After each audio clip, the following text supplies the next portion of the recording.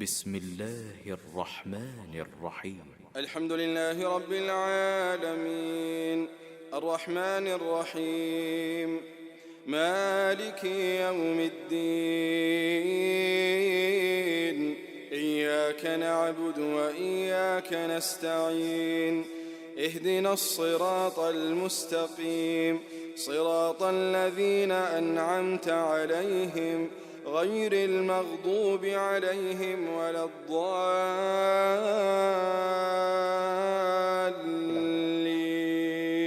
جزاکم اللہ خیر الجزاء۔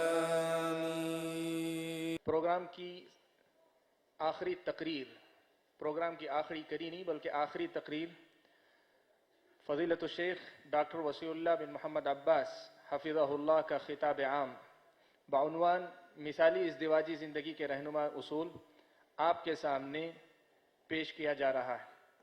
فضیلت الشیخ وسیع اللہ بن محمد عباس حفظہ اللہ، اصول تو یہی ہے کہ مجلس میں مقرر کو دعوت دینے سے پہلے شیخ کا تعارف کروایا جائے، لیکن میں یہ سمجھتا ہوں کہ اس عظیم تعداد کی حاضری یہ خود شیخ کا تعارف ہے، لہٰذا مزید وقت نہ ضائع کرتے ہوئے میں براہ راست فضیلت الشیخ ڈاکٹر وسیع اللہ بن محمد عباس حفظہ اللہ، مدرس حرم مکی، لیکچرر جامعہ ام القری مکہ مکرمہ کو دعوت دیتا ہوں کہ آپ اپنے مفید خیالات سے ہم سب کو مستفید فرمائیں۔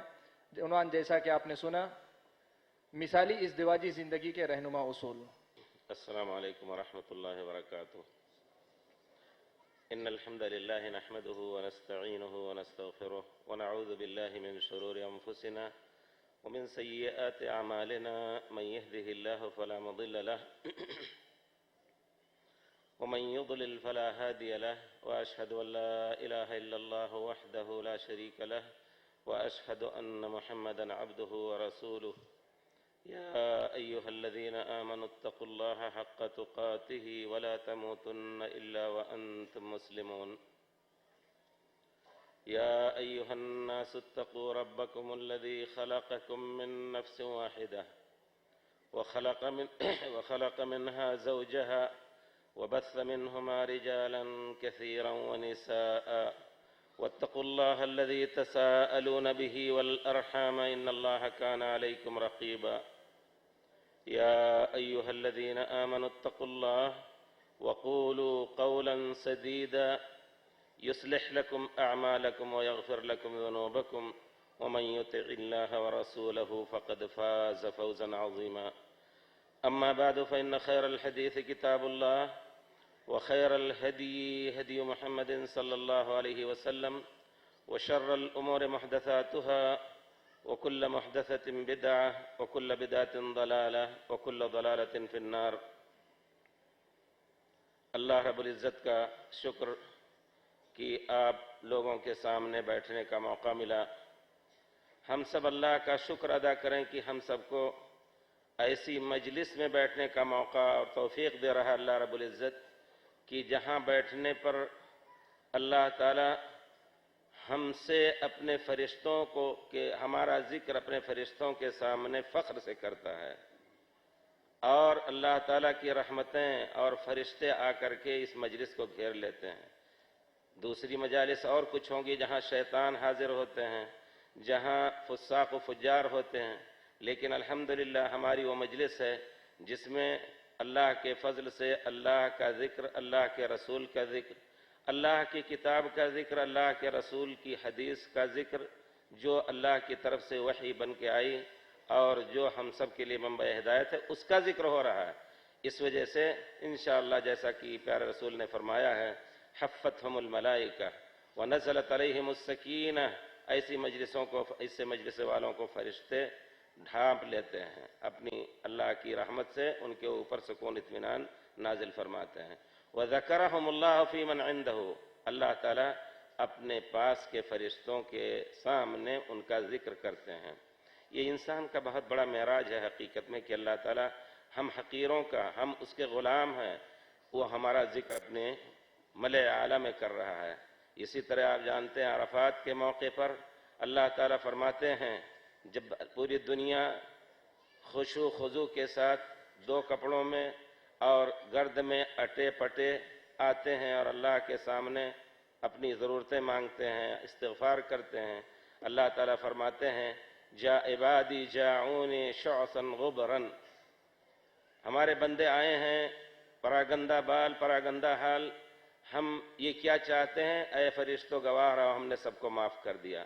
تو اللہ تعالی ہم سب کا ذکر ایسے ہی موقع پر کرتے ہیں کہ ہم اگر ذکر کریں گے تو اللہ تعالی ہمارا ذکر کرے گا۔ فاذکروا اللہ یذکرکم، اگر اللہ کو ذکر کرو تو اللہ تعالیٰ تمہارے اوپر ذکر کرے گا۔ جو پیارے رسول کے اوپر صلاۃ پڑھتا ہے اللہ اس پر اپنی رحمتیں بھیجتا ہے۔ یہ دیکھیے یہ بھی ذکر ہے، صلاۃ ذکر ہے اور دعائے رحمت ہے، پھر اللہ تعالیٰ اس کی بنا پر ہمارا ذکر کرتے ہیں اور ہمارے اوپر صلاۃ بھیجتے ہیں۔ تو اللہ کا شکر ہے کہ ہم کو اور سب کو اس مجلس میں، مبارک مجلس میں اللہ تعالیٰ نے اکٹھا کیا ہے، جس میں انشاءاللہ کوشش کی جائے گی کہ جیسا کہ میں نے خطبے کے آخر، پیارے رسول کے خطبے کے آخر کے 2 ٹوک جو پڑھے ہیں، فإن خیر الحدیث کتاب اللہ، سب سے اچھی بات اللہ کی کتاب ہے، وخیر الہدی ہدی محمد صلی اللہ علیہ وسلم، اور سب سے افضل ہدایت کا طریقہ پیارے رسول صلی اللہ علیہ وسلم کا ہے۔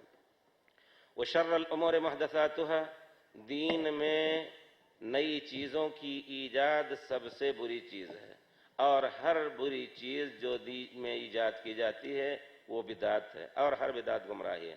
تو کوشش یہ کی جائے گی انشاءاللہ، اللہ تعالیٰ نے جو علم عالم کو دیا ہے، قیامت کے دن اللہ تعالیٰ پوچھے گا کہ اس کو تم نے کیسے استعمال کیا۔ یہی یہودی ہیرا پھیری کر کے اللہ کے کلام کو اپنے رائے کے مطابق، اپنے پوپ اور پادریوں کے اقوال اور ان کے آراء کے مطابق کیا کرتے تھے۔ یہ بہت بڑے جرم کی بات ہے کہ عالم قرآن اور حدیث کی ہیرا پھیری کر کے غلط بات کہے۔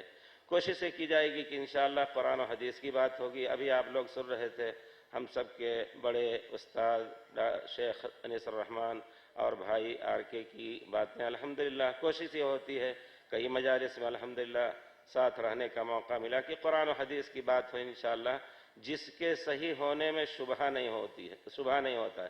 اگر کسی بات کو انہوں نے اپنی طرف سے کہا تو اس میں شبہ کیا جا سکتا ہے، اس میں ڈسکس کریں آپ، لیکن اللہ رسول کے بات میں ہم صف طلبہ کا حق ہے کہ صحیح ترجمانی کا حق ادا کریں، غلط ترجمانی نہ کریں، انشاءاللہ پھر ہمارے اوپر کوئی غلط ذمہ نہیں آئے گا۔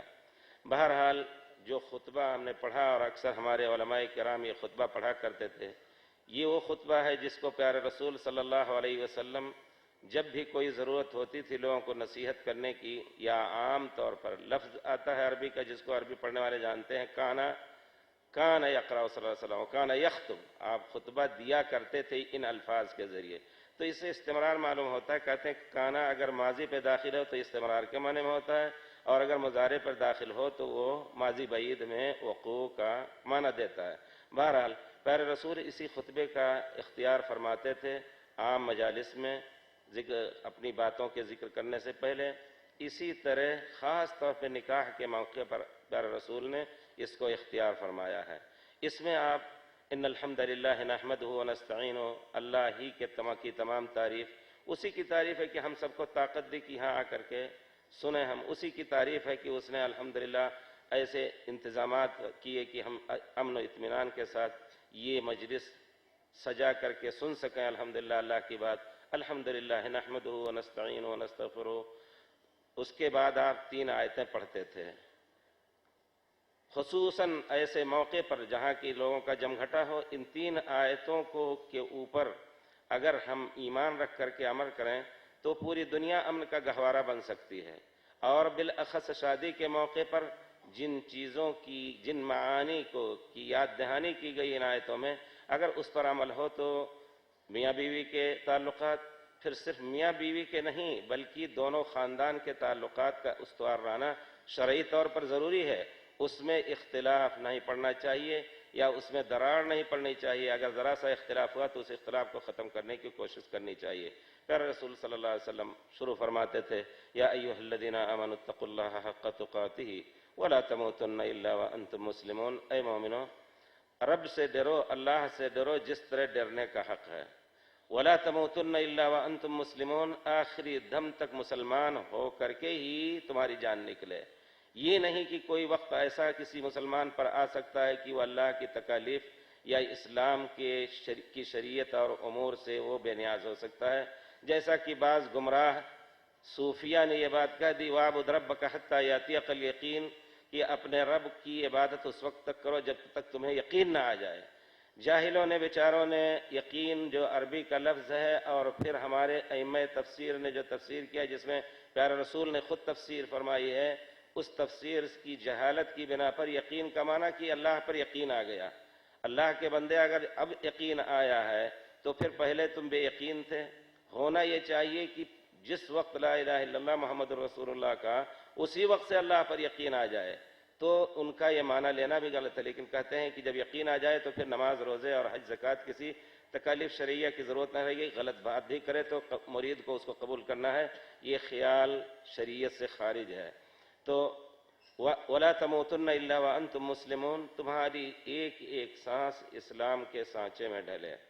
پھر اس کے بعد پیارے رسول صلی اللہ علیہ وسلم دوسری جو آیت پڑھتے تھے، یہ پورے امن عالم کی گویا کے لیے دعوت دے رہے ہیں، یا ایھا الناس، یا ایھا الناس اتقوا ربکم الذی خلقکم من نفس واحدہ، اے لوگو، یہاں نہ ایمان والوں کی قید ہے نہ بے ایمان والوں کی، ہر ایک کو پکارا ہے، یا ایھا الناس اتقوا ربکم الذی خلقکم من نفس واحدہ، اے لوگو اس رب سے ڈرو جس نے تم کو ایک جان سے پیدا کیا۔ یعنی گویا اس انسانی برادری کی جو جڑ ہے حضرت آدم علیہ السلام، ان کو یاد دلایا، پوری تاریخ انسانیت کو یاد دلا کر کے یہ خیال ذہن میں لوگوں کے جاگزی کرنا ہے کہ ہر ایک دوسرے کا بھائی ہے، اس کے اوپر بھائی کے اوپر کیا حق ہونا چاہیے اس کو ادا کرے تاکہ اللہ کی مرضی اس کے ذریعے سے پورا کر سکے۔ یا ایھا الناس اتقوا ربکم الذی خلقکم من نفس واحدہ، یعنی حضرت آدم سے تم کو سب کو پیدا کیا، وخلق منہا زوجہا، اور اسی ایک جان سے اس کی بیوی کو پیدا کیا۔ آدم عام طور پر بعد میں اللہ تعالیٰ نے جو افزائش نسل کا جو طریقہ اللہ رب العزت نے اختیار فرمایا اور بندوں میں اس کو رکھا قانون اور شریعت کے نام پر، تو یہ ہے کہ میاں بیوی سے عام طور پر نسل کی افزائش ہوتی ہے، لیکن اللہ کی قدرت جیسا چاہے کرے، اللہ کا کام ہے کن فیکون۔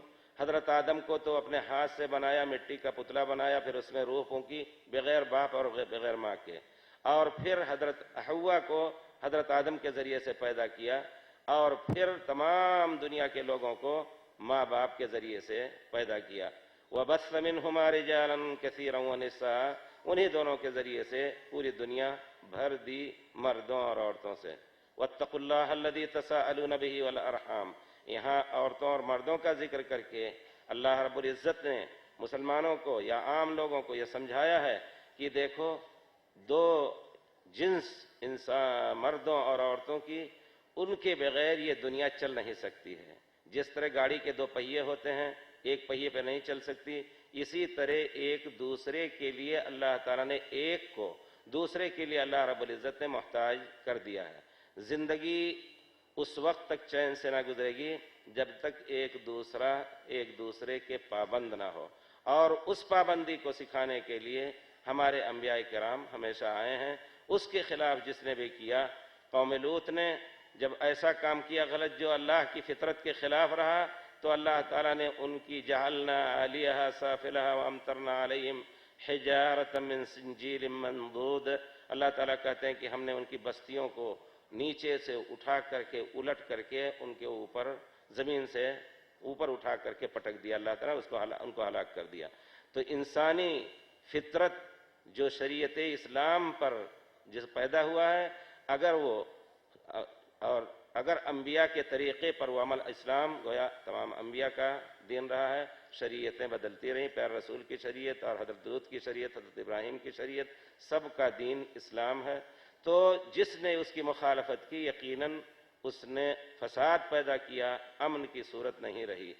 آج کل جو دنیا میں ہو رہا ہے، یقیناً آپ جا کے دیکھیں، جہاں انہوں نے خود ساختہ قانون بنا رکھے ہیں میاں بیوی کے، اس میں آپ ایسے دلدوز اور ایسے خوفناک واقعات پڑھیں گے کہ میاں بیوی کے آپس میں حقوق جو ہونے چاہیے وہ پورے طور پر ضائع ہیں، اس وجہ سے قتل غارت گری بھی ہوتی ہے۔ ابھی آپ دیکھیں گے ایک نو مسلم جرمنی کا ہے، اس کا قصہ ہے، بہت ہی مشہور ہے اور کتاب میں لکھا ہے. ایک دوست نے جو وہاں پڑھ رہے تھے کہہ رہے تھے کہ وہ نو مسلم ہے، اس کی بیوی بھی اسلام لے آئی ہے، لیکن ایک دن گھر میں جب گھسا تو دیکھا کہ وہ اپنے فرینڈ کے ساتھ لطف لے رہی ہے. اس نے مارنا پیٹنا شروع کیا.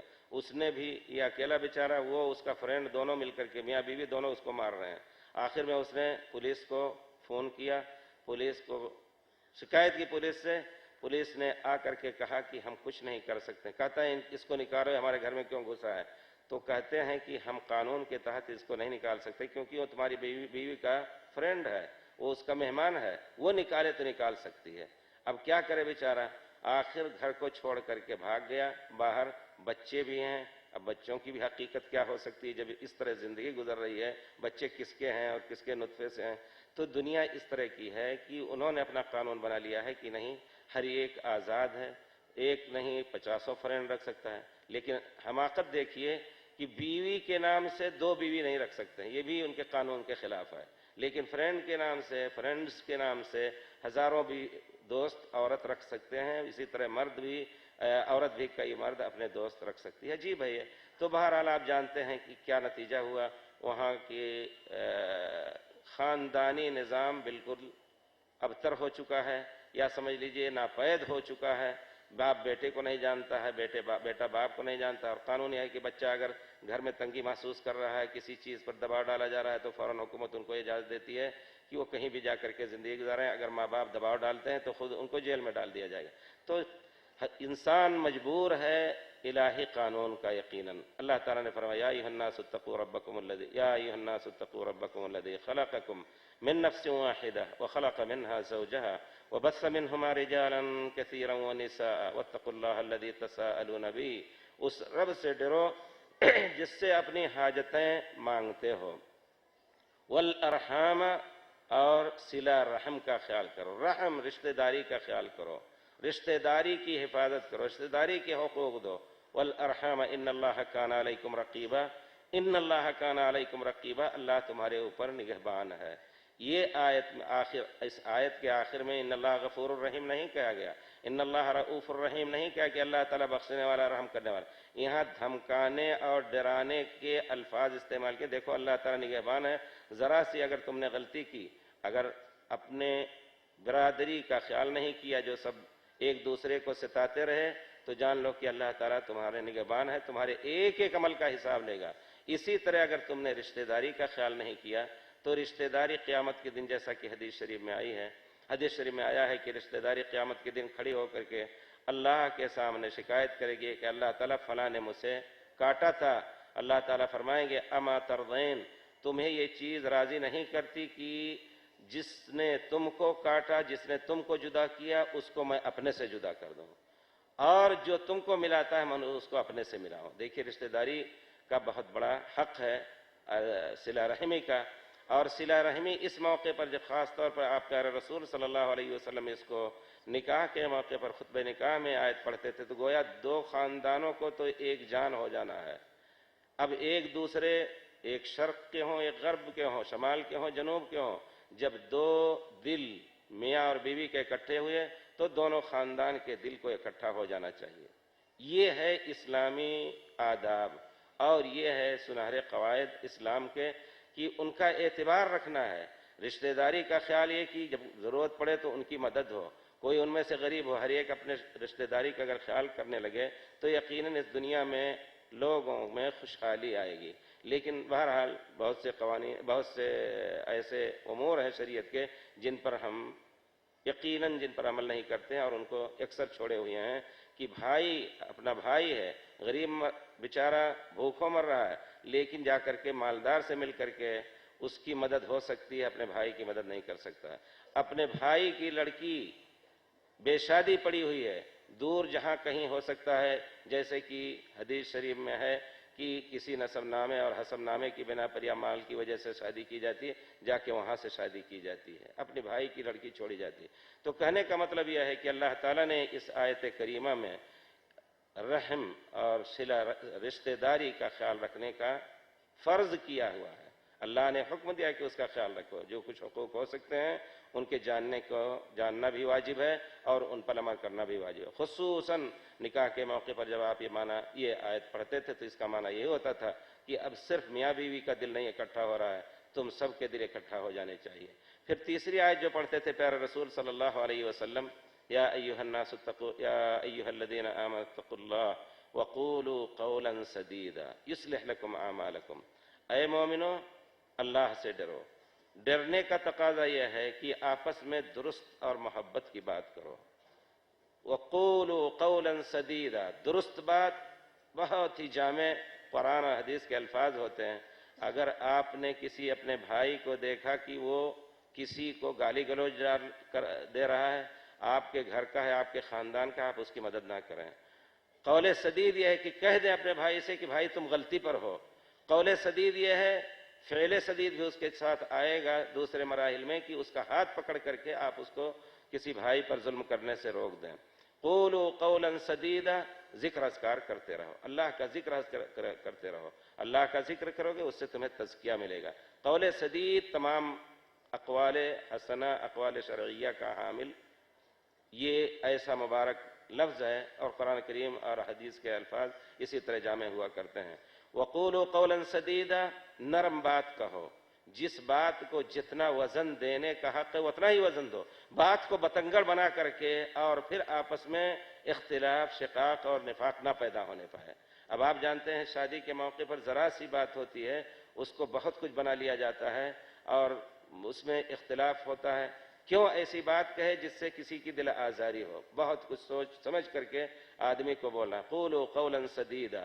اور بہت سے اختلاف میاں بیوی میں اور پھر میاں بیوی کے خاندان میں، بہت سے اختلاف پڑوسی اور پڑوسی کے درمیان صرف غلط بات کہہ دینے، کسی کو ناجائز گالی دے دی یا اور کوئی ایسی تہمت لگا دی، اس کی بنا پر بہت بڑے فتنے کھڑے ہو جاتے ہیں. اس وجہ سے اللہ کے بندے کو چاہیے، تمام بندوں کو چاہیے کہ اچھی باتوں کو اپنے ذہن میں ہمیشہ رکھیں، اچھی باتیں بولیں. پیارے رسول صلی اللہ علیہ وسلم فرماتے ہیں من کان متکلما فلیتکلم بخیر والا او لیصمت. جو بولنا چاہتا ہے تو خیر کی بات بولے ورنہ چپ رہے. صحابہ نے کہا یا رسول اللہ هل نحن مؤاخذون بما نتکلم به، کیا ہم اپنی باتوں پر بھی پکڑے جائیں گے؟ تو پیارے رسول نے فرمایا یا معاذ ثقلتک امک، تمہاری ماں تم پر روئے، تمہاری عقل کہاں چلی گئی؟ یعنی یہ گویا اسلوب ہے. ثقلتک امک وهل يكب الناس في النار الا حصائد السنتهم.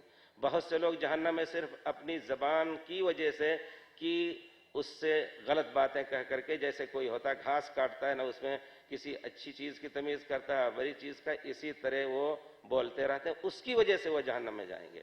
غیبت وغیرہ دوسری چیزیں قول سدید میں ہرگز نہیں داخل ہیں. کسی کو حقارت کے الفاظ سے یاد کرنا یا اس کی طرف سے حمز لمز کرنا، یہ قول سدید نہیں ہے یقیناً. یا ایھا الذین آمنوا اتقوا اللہ وقولوا قولا سدیدا یصلح لکم اعمالکم ویغفر لکم ذنوبکم. قول سدید سے اعمال کی اصلاح ہوگی. ویغفر لکم ذنوبکم، تمہارے گناہوں کو اللہ تعالیٰ معاف کر دے گا. تو کہنے کا مطلب یہ ہے کہ پیارے رسول صلی اللہ علیہ وسلم نے ان آیات کا ذکر کر کے خصوص طور پر، یا جب مجالس عامہ میں آپ ذکر کرتے تھے تو گویا لوگوں کو ہمیشہ یاد دلاتے تھے کہ دیکھو ایک دوسرے سے محبت کرو، ایک دوسرے کا حق ادا کرو، ایک دوسرے کے ساتھ نرم گوئی کرو، ایک دوسرے کے ساتھ میٹھی بات کہو. وقولوا للناس حسنا، اچھی سے اچھی بات کہو. وقل لعبادی یقولوا التی ہی احسن ان الشیطان ینزغ بینہم، ہمارے بندوں سے کہہ دو کہ اچھی سے اچھی بات کہیں. ان الشیطان ینزغ بینہم، شیطان تو چاہتا ہے کہ اس کی وجہ سے تمہارے درمیان فساد ڈالے غلط باتوں کے ذریعے سے. تو ہونا یہ چاہیے کہ ہم اپنے زبانوں کو قابو میں رکھیں، کیونکہ اس کی وجہ سے بہت کچھ فسادات ہوتے ہیں. پھر اس کے بعد پیارے رسول صلی اللہ علیہ وسلم فرماتے تھے فإن خیر الحدیث کتاب اللہ وخیر الہدی ہدی محمد صلی اللہ علیہ وسلم. سب سے افضل بات اللہ کی کتاب اور سب سے افضل ہدی اور سیرت، پوری زندگی کے لیے جس کی سیرت کو نمونہ بنایا جا سکتا ہے وہ پیارے رسول صلی اللہ علیہ وسلم ہے. دنیا میں بہت سے لوگ آئے، بہت سے لوگوں کو لوگوں نے پیشوا سمجھا، لیکن چونکہ وہ کامل نہیں تھے. لیکن پیارے رسول صلی اللہ علیہ وسلم کو اللہ تعالیٰ جس طرح آپ کا دین کامل اور اسی کی شکل میں آپ کامل ہوئے، اسی دین کے ڈھانچے میں آپ کامل ہوئے.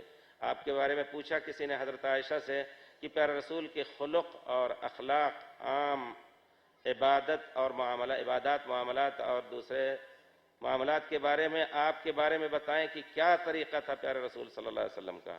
تو حضرت عائشہ نے ایک لفظ میں ہے کہ پڑھتے نہیں ہو قرآن؟ کہتے ہیں پڑھتے ہیں.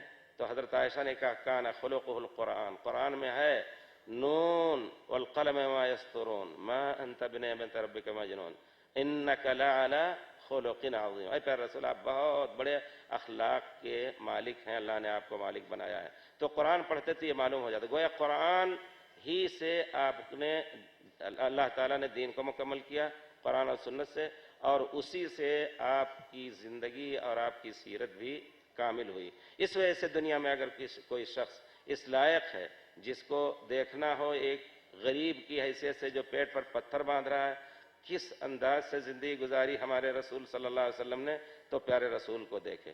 اگر کسی کو دیکھنا ہے ایک مجاہد کی حیثیت سے تو پیارے رسول کو دیکھے.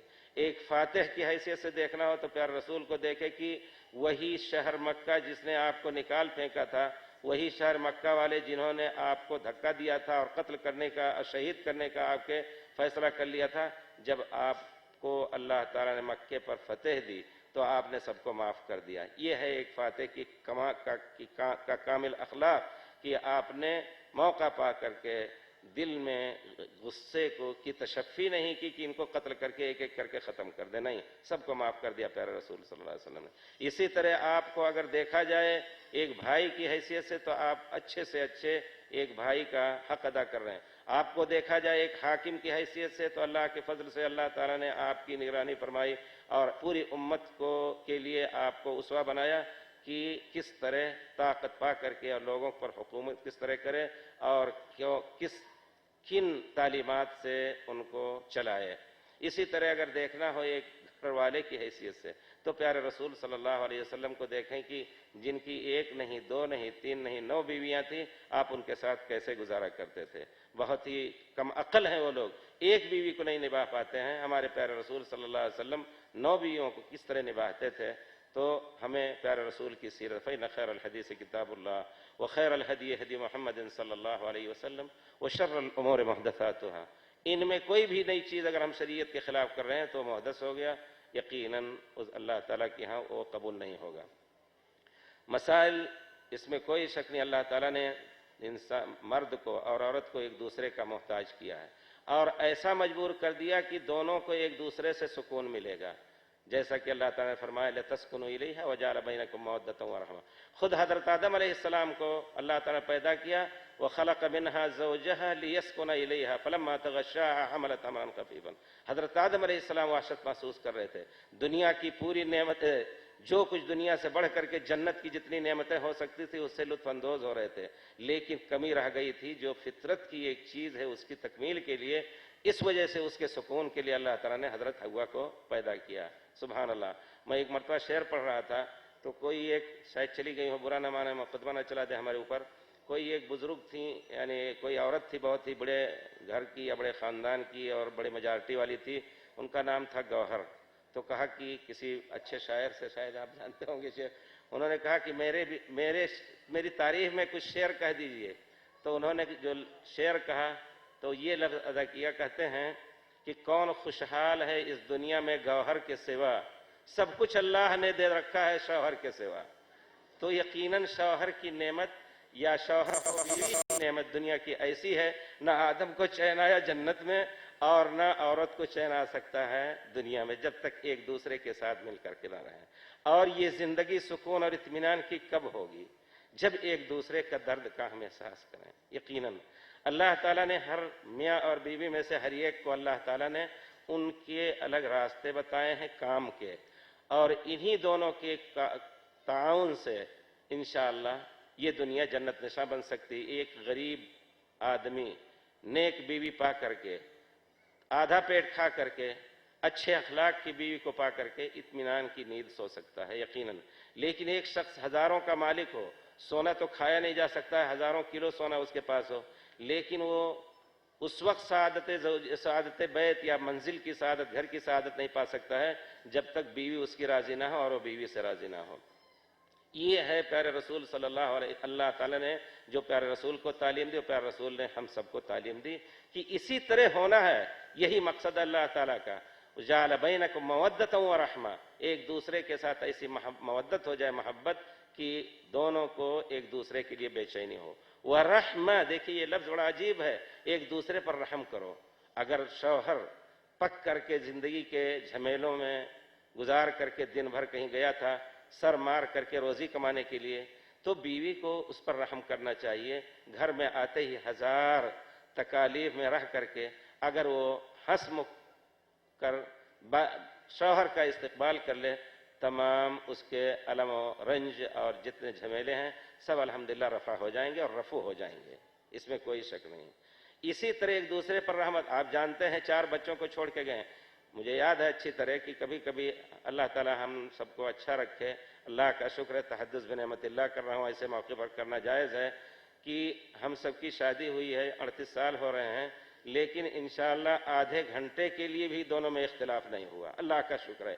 یہ نہیں یاد آ رہا ہے کبھی کہ آدھے گھنٹے بھی ہم ایک دوسرے سے روٹھے رہے ہوں انشاءاللہ. کیوں؟ ایک دوسرے کا غم ایک دوسرے کو جانتا رہا ہے. تو آپ سوچیں کہ بچوں میں ہم کبھی وہ بیمار ہو جائیں تو بچوں کو بہلانے کا مکلف ہمیں ہونا پڑے، بچوں کو کھلانے پلانے کا، تو 1 گھنٹہ بھی صبر نہیں کر سکتے. وہ بیچاری صبح سے لے کر کے ظہر تک آ پائے یا شام تک آئے انہی بچوں کے جھمیلوں میں اور گھر کے کام کاج میں، گھر کی اصلاح میں، کھانا پکانے وغیرہ میں، وہ بھی تو پکی رہتی، وہ بھی تو تھکی رہتی ہے. شوہر کو چاہیے کہ شیر کی طرح نہ داخل ہو گھر میں. وہ بھی پیارے رسول صلی اللہ علیہ وسلم کی سیرت کی زندگی بڑی سعادت مندی سے گزرے گی کہ آ کر کے میاں بیوی کے پاس بیٹھے، بیوی کے درد و غم کو دیکھے. یہ ہے رحمت جو اللہ تعالیٰ نے رکھا ہے. یہی تقاضا ہے شادی کا. اگر یہ شادی مول بھاؤ کی ہو رہی ہے، اس معنی میں کہ ایک کام تم کرو ایک کام ہم کریں، اور تولہ اور گرام کا حساب میاں بیوی میں ہونے لگا، تو پھر یقیناً زندگی اجیرن ہو جائے گی. پیارے رسول صلی اللہ علیہ وسلم جب اپنے گھر میں ہوتے تھے، کانا یکون فی محنت اہلی، یہ چیز بہت ہی دور تک سوچنے کی ہے. کتنا بڑا آدمی ہو جائے، پیارے رسول سے بڑا آدمی نہیں ہو سکتا ہے. کتنی بڑی عظمت کا مالک ہو، پیارے رسول سے بڑی عظمت کا مالک نہیں ہو سکتا. حضرت عائشہ کہتی ہیں پیارے رسول جب گھر میں ہوتے تھے تو اپنے بیویوں کے کام میں ہوتے تھے. ہمارا کام کچھ اور، بیوی کا کام کچھ اور. بیوی کا کام گھر میں کیا ہے؟ یہاں تک کہ آپ جوتے بھی سل لیتے تھے، کپڑے بھی اپنے طور پر جہاں پھٹے ہوتے تھے اس کو سل لیتے تھے. اور گھر کے کام میں کھانا پکانا ہے، آٹا گوندھنا ہے، کوئی بعید نہیں کہ پیارے رسول صلی اللہ علیہ وسلم اپنے ازواج کی اس میں بھی مدد کرتے. یہ ہے محنت الاہل، گھر والوں کا جو کام ہے وہ. تو پیارے رسول کے اخلاق کو دیکھیں کہ ان کی جب مدد کر دیں گے آپ ایک ہی معمولی چیز میں. مجھے یاد آتا ہے کہ والدہ جب ہم مدینے سے پڑھ کے جاتے تھے، والدہ اللہم اغفر لہا ورحمہا کھانا پکاتی تھی تو ضرورت پڑتی تھی کبھی لکڑی لانے کی، ہم لوگوں کے یہاں دوسری جگہ لکڑی وغیرہ جو ہے یا اوپلا رہتا تھا، میں دوڑ کے اٹھا لاتا تھا. کتنی دعا دیتی تھی سبحان اللہ، دل ٹھنڈا ہو جاتا ہے. ایک بیوی بھی جب اگر آپ اس طرح کریں گے تو ان کا دل آپ کے لیے ٹھنڈا ہو جائے گا. اور پھر خدا نہ خواستہ آپ کو کوئی تکلیف ہوئی تو ہزاروں آنسو بہا کر کے اللہ سے انشاءاللہ اس مصیبت کی دور کرنے کے لیے انشاءاللہ اللہ سے التجا کریں گی. لیکن جو شوہر شیر کی طرح گھر میں داخل ہوتا ہے، بہت سے لوگ یقیناً گھروں میں سخت اور ڈانٹ ڈپٹ کے علاوہ اور کوئی زبان نہیں جانتے ہیں.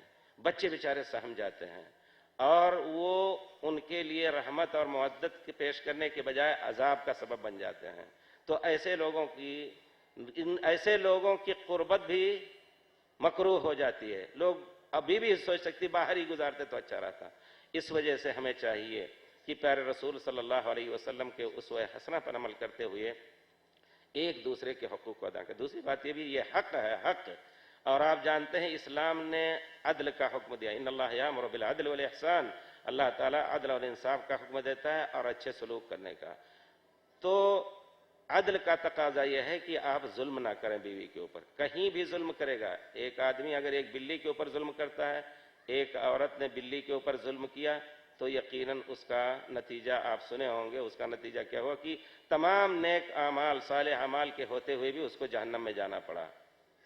اور ایک آدمی یا ایک عورت نے کتے کو پانی پلا دیا، 1000 گناہوں کا حامل اور بہت فواحش کرتا تھا یا کرتی تھی عورت، اللہ تعالیٰ کو وہ عمل پسند آ گیا اور اللہ تعالیٰ نے اس کو جنت میں داخل کر دیا. اس وجہ سے ظلم سے بہت کچھ دور رہنا چاہیے. یہ ظلم ہے یقیناً. اگر ناحق میاں بیوی پر ناراضگی کر رہا ہے تو یہ بھی اس کے حق کو لے رہا ہے. حق یہ ہے کہ اس کے ساتھ تم خوشی خوشی ملو، جیسے کہ پیارے رسول صلی اللہ علیہ وسلم ملا کرتے تھے. آپ کی عام عادت ہوا کرتی تھی عام لوگوں کے لیے. حضرت جریر بن عبداللہ البجری کہتے ہیں کہ پیارے رسول جب سے میں مسلمان ہوا پیارے رسول نے مجھ سے پردہ نہیں کیا کہ نہیں ذرا سا رک جاؤ ہم آتے ہیں، یا کل آنا پرسوں آنا. ہماری ضرورت کو پوری کی. وَمَا رَآنِي إِلَّا تَبَسَّمَ صلی اللہ علیہ وسلم. جب بھی دیکھا آپ نے مجھے تو آپ نے مسکرا دیا. تو یہ عام اخلاق تھے آپ کے پیارے رسول صلی اللہ علیہ وسلم کے عام لوگوں کے ساتھ. تو کیا جو اقرب الاقارب ہیں، الاقربون اولی بالمعروف، بیوی ہیں بچے ہیں، وہ اس معروف یعنی خوش خلقی سے ملنے، ہنس مکھ کر کے ملنے کے زیادہ حقدار ہیں. اگر ہم نے ان کو اس چیز سے بھی محروم کیا تو یقیناً ہم اللہ تعالیٰ کے یہاں پوچھے جا سکتے ہیں. اسی وجہ سے جو کچھ اختلافات ہوتے ہیں میاں بیوی میں چند معمولی باتوں کی بنا پر اختلاف ہوتے ہیں، اور اختلاف ناگزیر ہے، اس میں کوئی شک نہیں. بڑے سے بڑی ذات بھی اختلاف سے دوچار ہوئے. حضرت ابو بکر کو کون نہیں جانتا ہے؟ حضرت ابو بکر رضی اللہ تعالیٰ عنہ کا درجہ پیارے رسول کے بعد. لیکن ایک مرتبہ اپنے گھر پہ کچھ مہمان بھیجا، خود پیارے رسول صلی اللہ علیہ وسلم، بخاری کی روایت ہے، ہمارے بزرگ جانتے ہیں. تو اپنے گھر بھیجا مہمانوں کو اور اپنے لڑکے عبد الرحمن بن ابی بکر کو کہا کہ جا کر کے ان کا کھانے پینے کا انتظام کر دو. پیارے رسول کے پاس وہ دیر تک رہ گئے. جب گھر پہنچے تو عبد الرحمن بن بکر کھانا بھی پیش کیا ان کے سامنے، لیکن انہوں نے مہمانوں نے کہا کہ ہم اس وقت تک نہیں کھائیں گے جب تک حضرت ابو بکر نہ آ جائیں. حضرت ابو بکر بیٹھے گھر پہنچے تو دیکھا کہ مہمان کھائے بغیر بیٹھے ہوئے ہیں. غصہ ہو گئے اور حضرت ابو بکر کو جدع و سب کا لفظ ہے بخاری کا کہ نکٹے اور سخت باتیں ایسی کہیں ان کو. تو یہ چیز ہوتی ہے، لیکن فوری طور پر وہی حضرت ابو بکر اسی مجلس میں جب سمجھ گئے تو وہ اپنے غصے سے رجوع کر لیا اور غصہ ان کا ختم ہو گیا. خود پیارے رسول صلی اللہ علیہ وسلم کی ازواج مطہرات میاں بیوی کے تعلقات، اس میں کوئی شک نہیں، اچھے رہتے ہیں عام طور پر، لیکن کبھی کبھی کچھ باتیں ایسی آ جاتی ہیں تو مرد کو مرد کی عقل کے ساتھ عمل کرنا چاہیے اور تصرف کرنا چاہیے. نہ کہ کہتے بھی ہیں آپ کہ بیوی آدھے عقل کی، آپ اس سے آدھے یعنی پون عقل کے ہو جائیں. نہیں، آپ ایک مرد کی حیثیت سے تصرف کریں. اب ہم یہی سنتے ہیں کس قدر حماقت ہوتی ہے. کتنے ہم خود یقیناً دنیا میں یہ بد اخلاقی خاص طور پہ میاں بیوی کا آپس کے تعلقات انہی بد اخلاقیوں کے برابر پوری دنیا میں اچھے نہیں رہے. تعلقات بگڑے ہوئے ہیں. آج طلاق ہو رہا ہے، کل خلا ہو رہا ہے، پرسوں فسخ کیا جا رہا ہے، نرسوں مار پیٹ ہو رہی ہے. یہ سب چیزیں بہت کچھ سننے آتی ہیں. مجھے بہت سے لوگ دور دور سے فون کرتے ہیں اور اس میں صلح میں داخل کرتے ہیں. خود مکے میں ہماری ہم نے جن کو پڑھایا ہوا لڑکیاں بیچاری وہ ہماری طرف رجوع کرتے ہیں، ہم ان کے گھر پہنچتے ہیں، اصلاح کی کوشش ہوتی. تو یہ اختلاف ناگزیر ہے، اس میں کوئی شک نہیں. لیکن اختلاف کے موقع پر اللہ تعالیٰ نے کیا فرمایا ہے؟ یہ نہیں کہا ہے کہ میاں بیوی بلائیں تم جا کر کے اصلاح کہو. وَإِنْ خِفْتُمْ شِقَاقَ بَيْنِهِمَا فَابْعَثُوا حَكَمًا مِّنْ أَهْلِهِ وَحَكَمًا مِّنْ أَهْلِهَا إِنْ يُرِيدَا إِصْلَاحًا يُوَفِّقِ اللَّهُ بَيْنَهُمَا. اگر ان کے درمیان شقاق کا لفظ استعمال کیا یعنی وہ جو تعلق اللہ تعالیٰ نے مضبوط کیا ہے دو ٹوک کلام پاک کے ذریعے سے پڑھ کر کے، اس میں اگر شگاف پڑھنے لگے، خطرہ ہے کہ وہ بالکل پھٹ جائے، تو دوڑ پڑو. فَأَصْلِحُوا فَابْعَثُوا حَكَمًا مِّنْ أَهْلِهِ وَحَكَمًا مِّنْ أَهْلِهَا. دونوں تو آپس میں خفا ہے، ایک دوسرے کا منہ بھی شاید بر وقت نہ دیکھنا چاہتے ہوں، تو ان کے مرد کے شوہر کے گھر والا کوئی عقل مند آدمی جائے، عورت کے بیوی کے گھر والے میں سے کوئی عقل مند آدمی جائے اور دونوں کے اندر صلح کرا دے. فَأَصْلِحُوا بَيْنَهُمَا إِن يُرِيدَ إِصْلَاحًا. اگر اصلاح کا ارادہ رکھتے ہیں تو اللہ تعالیٰ دونوں میں توفیق دے دیں گے. لیکن کبھی کبھی بدنیتی ہوتی ہے یقیناً، اور یہ بدنیتی بھی قیامت کے دن بغیر سبب کے جو بیوی کو زک دے کر کے اور بیوی سے الگ ہونے یا بیوی کو الگ کرنے کی کوشش کرتے ہیں، یہ بھی قیامت کے دن آدمی پوچھا جائے گا. کوئی عورت جو شریف عورت وہ نہیں چاہتی کہ روزانہ نئے گھر میں ہو. کوئی باپ نہیں چاہتا ہے کہ ہماری بیٹی آج کسی گھر میں ہو تو دوسرے دن کسی گھر میں جائے. کوئی خاندان نہیں چاہتا ہے، پورے خاندان کے ناک کٹ جانے کی بات ہوتی ہے اگر بے سبب اس طرح کی بات ہو رہی ہے، طلاق ہو رہا ہے. اس وجہ سے یہ جرم بہت بڑا ہے، یہ معاشرتی جرم ہو جاتا ہے جس کا گناہ بہت بڑا ہو سکتا ہے. اس وجہ سے دونوں کو صلح کرنے کی کوشش بتائی گئی کہ جا کر کے کیسے لوگ کوشش کرائیں، باہر کے لوگ مل کر کے. اور کبھی کبھی ایسا بھی ہوتا ہے کہ دونوں طرف کے ماں باپ یا بھائی بہن ان کی وجہ سے آپس میں اختلاف ہوتا ہے. اس میں تو ہمارے خیال سے دو رائے نہیں ہوتی ہے. ان کو بھی اللہ سے ڈرنا چاہیے. پیارے رسول نے فرمایا من خبب امرأة او امرأة علی زوجها او عبدا علی سیدہ حرم اللہ علیہ الجنہ. لفظ یہ ہے کہ جو کسی عورت کو بھڑکائے گا کسی شوہر کے خلاف یا کسی غلام کو اس کے مالک کے خلاف تو قیامت کے دن اللہ تعالیٰ اس پر غضبناک ہوں گے یا جہنم اس کے اوپر حرام کر دیں گے. مجھے لفظ پورے طور پر یاد نہیں آ رہا ہے. تو کہنے کا مطلب بڑی سخت وعید اللہ تعالیٰ نے فرمائی ہے. اس وجہ سے گھر والوں کو بھی چاہیے کہ کوئی ایسی بات نہ ہونے پائے. کبھی کبھی مائیں یقیناً غلطی کرتی ہیں. شوہر کی مائیں ذرا سی کچھ کمی ہو جائے، بیچاری ابھی آئی ہے نئے گھر سے اور ہو سکتا ہے عمر کی چھوٹی بھی ہو، بہت سے سلیقے نہیں جانتے ہیں تو کچھ انگیز کرنا پڑے گا دونوں طرف سے.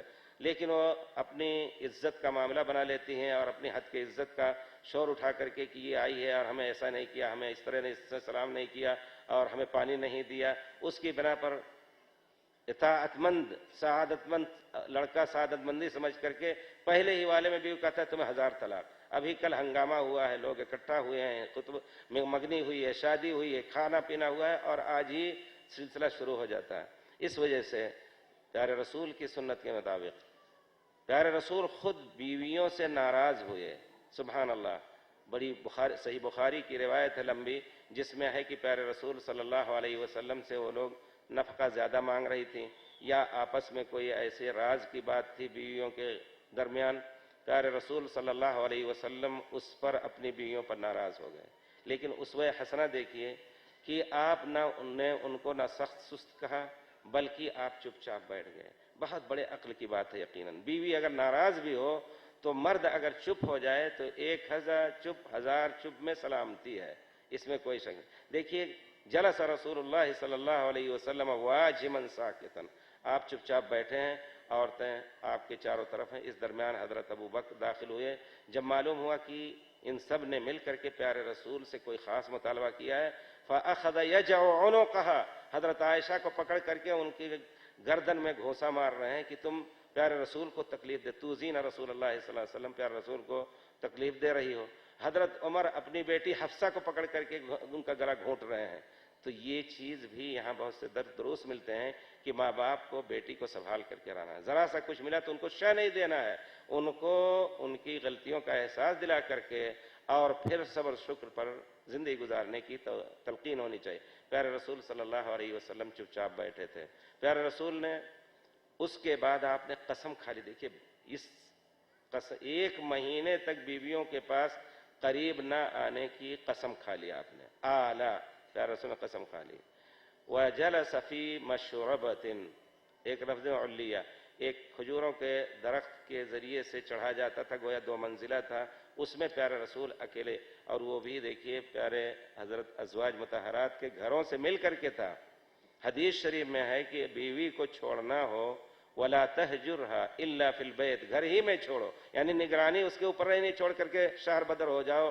اور بیوی اگر خدا نہ خواستہ اگر اس کے دل میں کھوٹ ہے تو بہت کچھ فساد کا یہ سبب بن سکتا ہے، نکل جانا، آزاد چھوڑ دینا اس کو. پیارے رسول نے فرمایا. پیارے رسول ایک ایسے گھر میں جو 9 بیویوں کے گھروں کے ساتھ ایک اونچائی پر دوسری منزل کی طرح کوئی کمرہ تھا، اس میں آپ 1 مہینے کے لیے بیٹھ گئے، نہیں آئے. ظاہر بات ہے تربیت کا کتنا اونچا انداز پیارے رسول کو اللہ تعالیٰ نے دیا. نہ ہم نے طلاق کا لفظ ان کو کے لفظ سے ان کو مخاطب کیا، نہ گالی گلوچ کی، نہ سخت سست کہا، کچھ نہیں.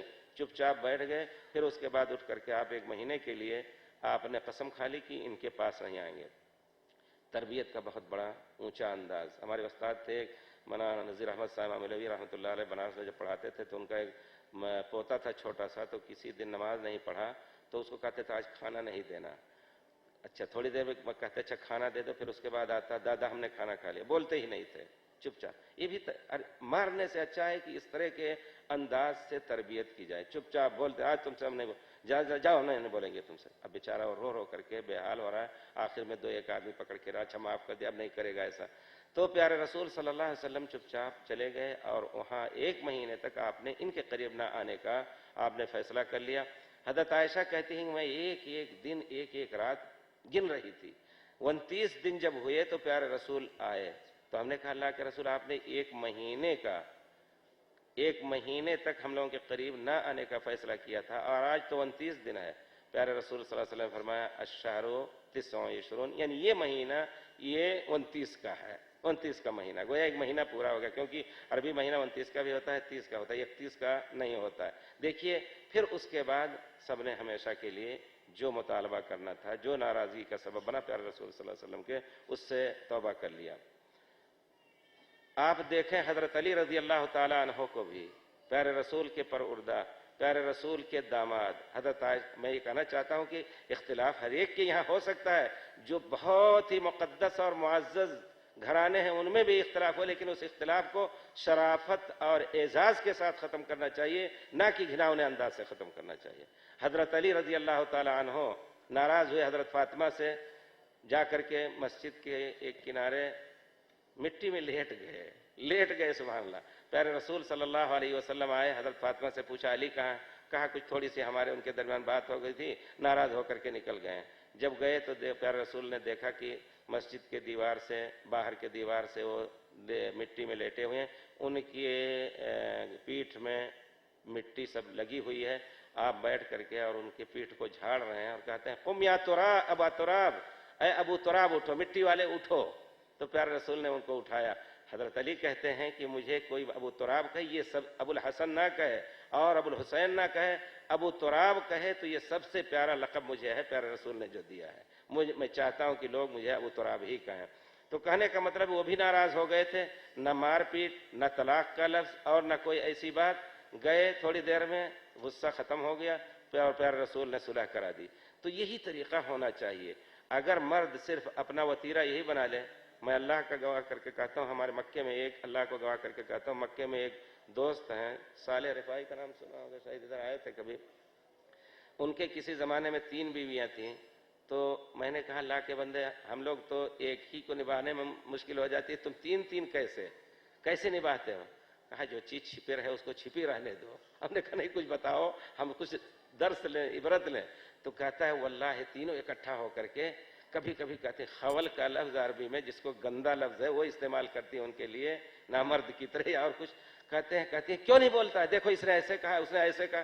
کہا میں چپ چاپ بیٹھا رہتا ہوں، دیر تک ایک لفظ نہیں بولتا ہوں، اور بکتی جاتی ہیں، یہ بکتی وہ بکتی ہے۔ البتہ کوشش یہ کرتا ہوں کہ گتھم گتھا نہ ہونے پائیں۔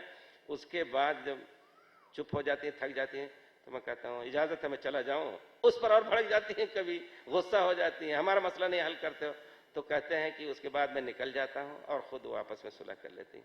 تو مردوں کا یہی مردانگی اسی میں، مردانگی اس میں نہیں ہے کہ شیر گھر میں بنے رہیں۔ جیسے کسی بچے سے پوچھا گیا کہ کون سی ایسی جانور، ہم لوگ بچپن میں ایک قصہ پڑھتے تھے کہ کون ایسا جانور ہے جو گھر میں داخل ہوتا ہے شیر کی طرح اور نکلتا ہے بلی کی طرح؟ تو ایک بچے نے کہا اٹھ کر کے ہمارے والد ہیں، گھر میں داخل ہوتے ہیں تو دھاڑتے ہوتے ہیں، باہر نکلتے ہیں لوگوں کے سامنے تو بلی کی طرح بنے رہتے ہیں۔ نہیں، الٹا کیجئے تو اس کو مردانگی سمجھی جائے گی۔ مردانگی یہ نہیں کہ ہر بات میں چیخ پکار اور شور شرابہ اور پھر اس کے مار پیٹ یہی رہے اور بیچارے سامنے رہے، نہیں۔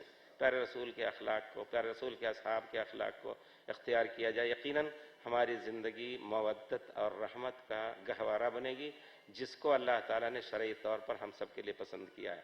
آپ پوچھ لیں جس گھر میں رات دن ہنگامے ہوتے رہتے ہیں ان کی زندگی کیسی گزرے؟ کبھی کبھی بیوی بھی جا کر کے خودکشی کر جاتی ہے یا شوہر جا کر کے خودکشی کر لیتا ہے، یعنی گویا یہ آخری مرحلہ سمجھتے ہیں۔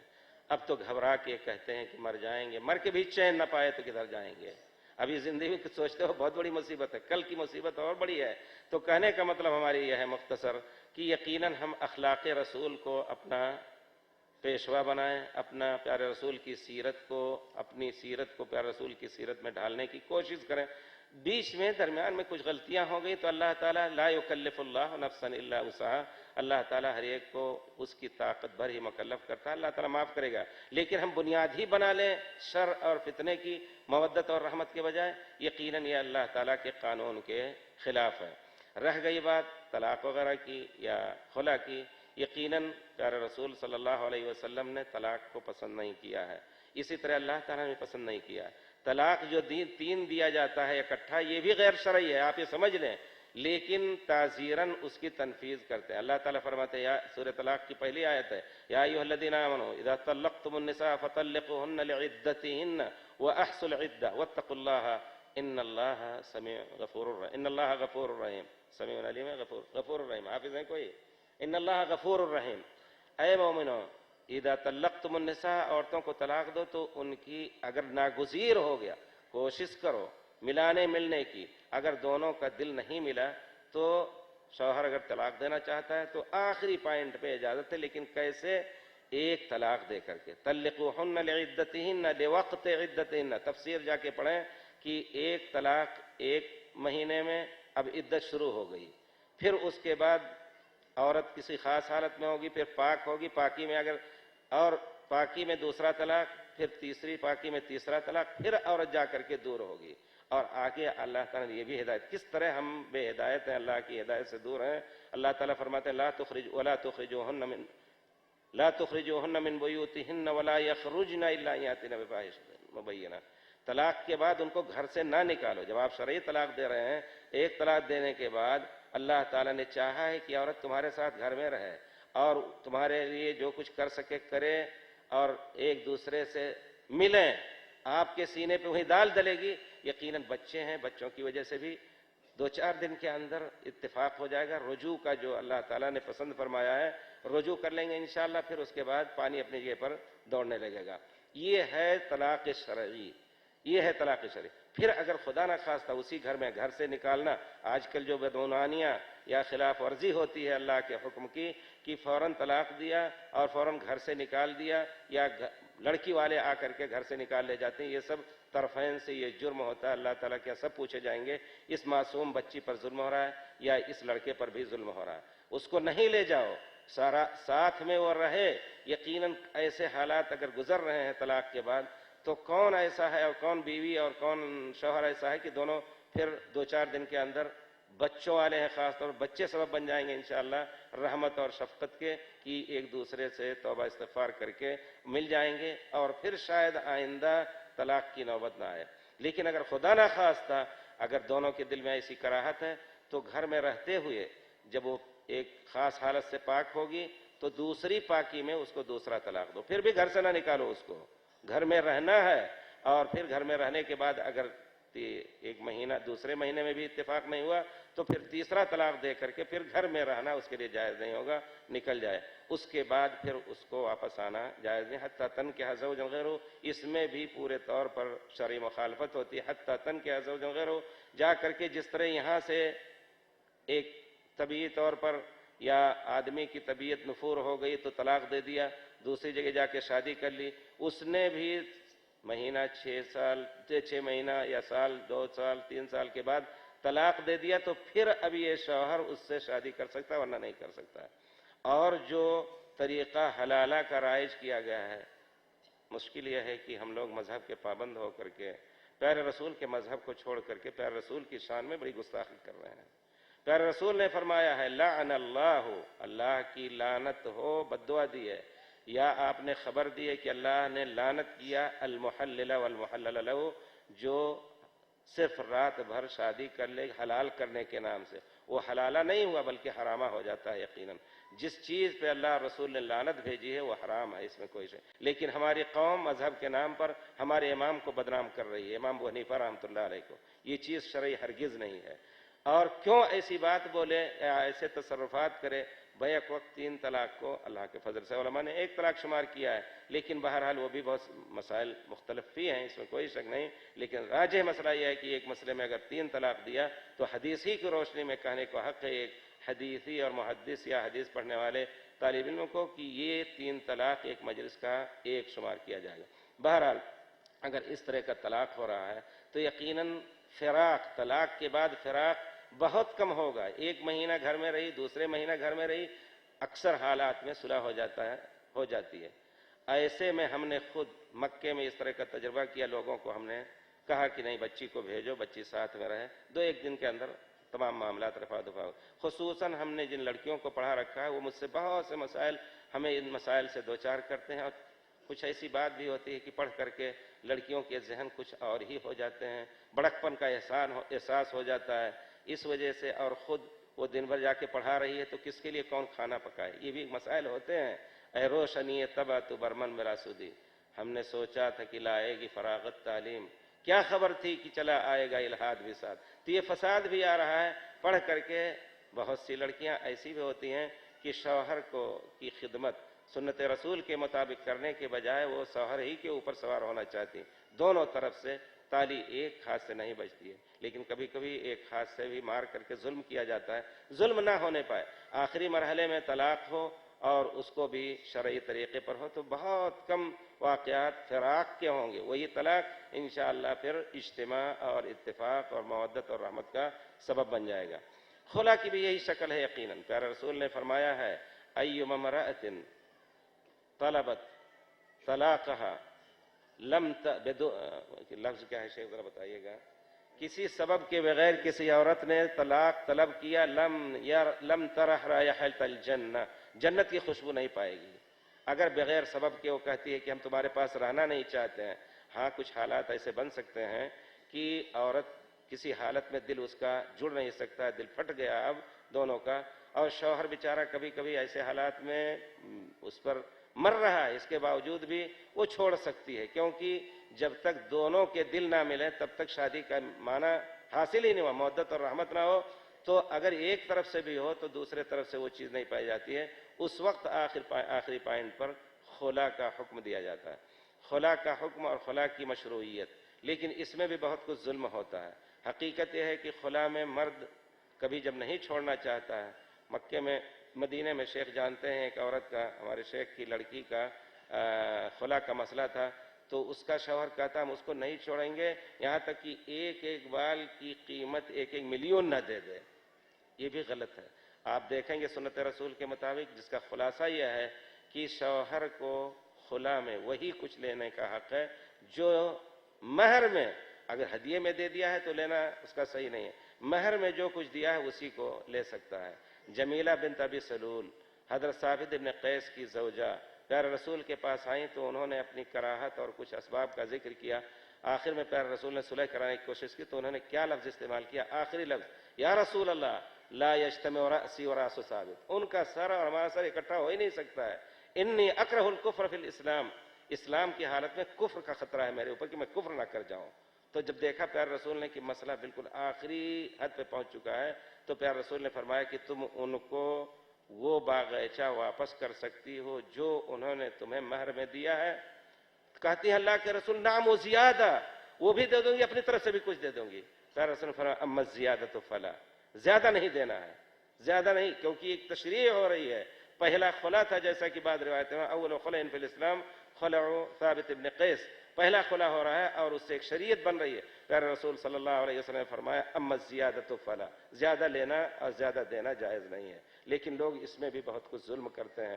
بہرحال طلاق اور خلا کا ذکر ایک مجبوراً کیا جا رہا ہے، ورنہ شادی ہو جانے کے بعد اس کا تصور بھی ذہن میں نہیں آنا چاہیے. اگر یقیناً دونوں اللہ کے احکام پر چلتے ہیں میاں بیوی تو انشاءاللہ آپس میں اختلاف نہیں ہوگا. دوسری سب سے بڑی بات یہ بھی ہے ذہن میں رکھنے کی کہ ان اختلافات میں جو بچے پلیں گے ان کی کیا حالت ہوگی، ان کے نفسیات کا کیا حال ہوگا.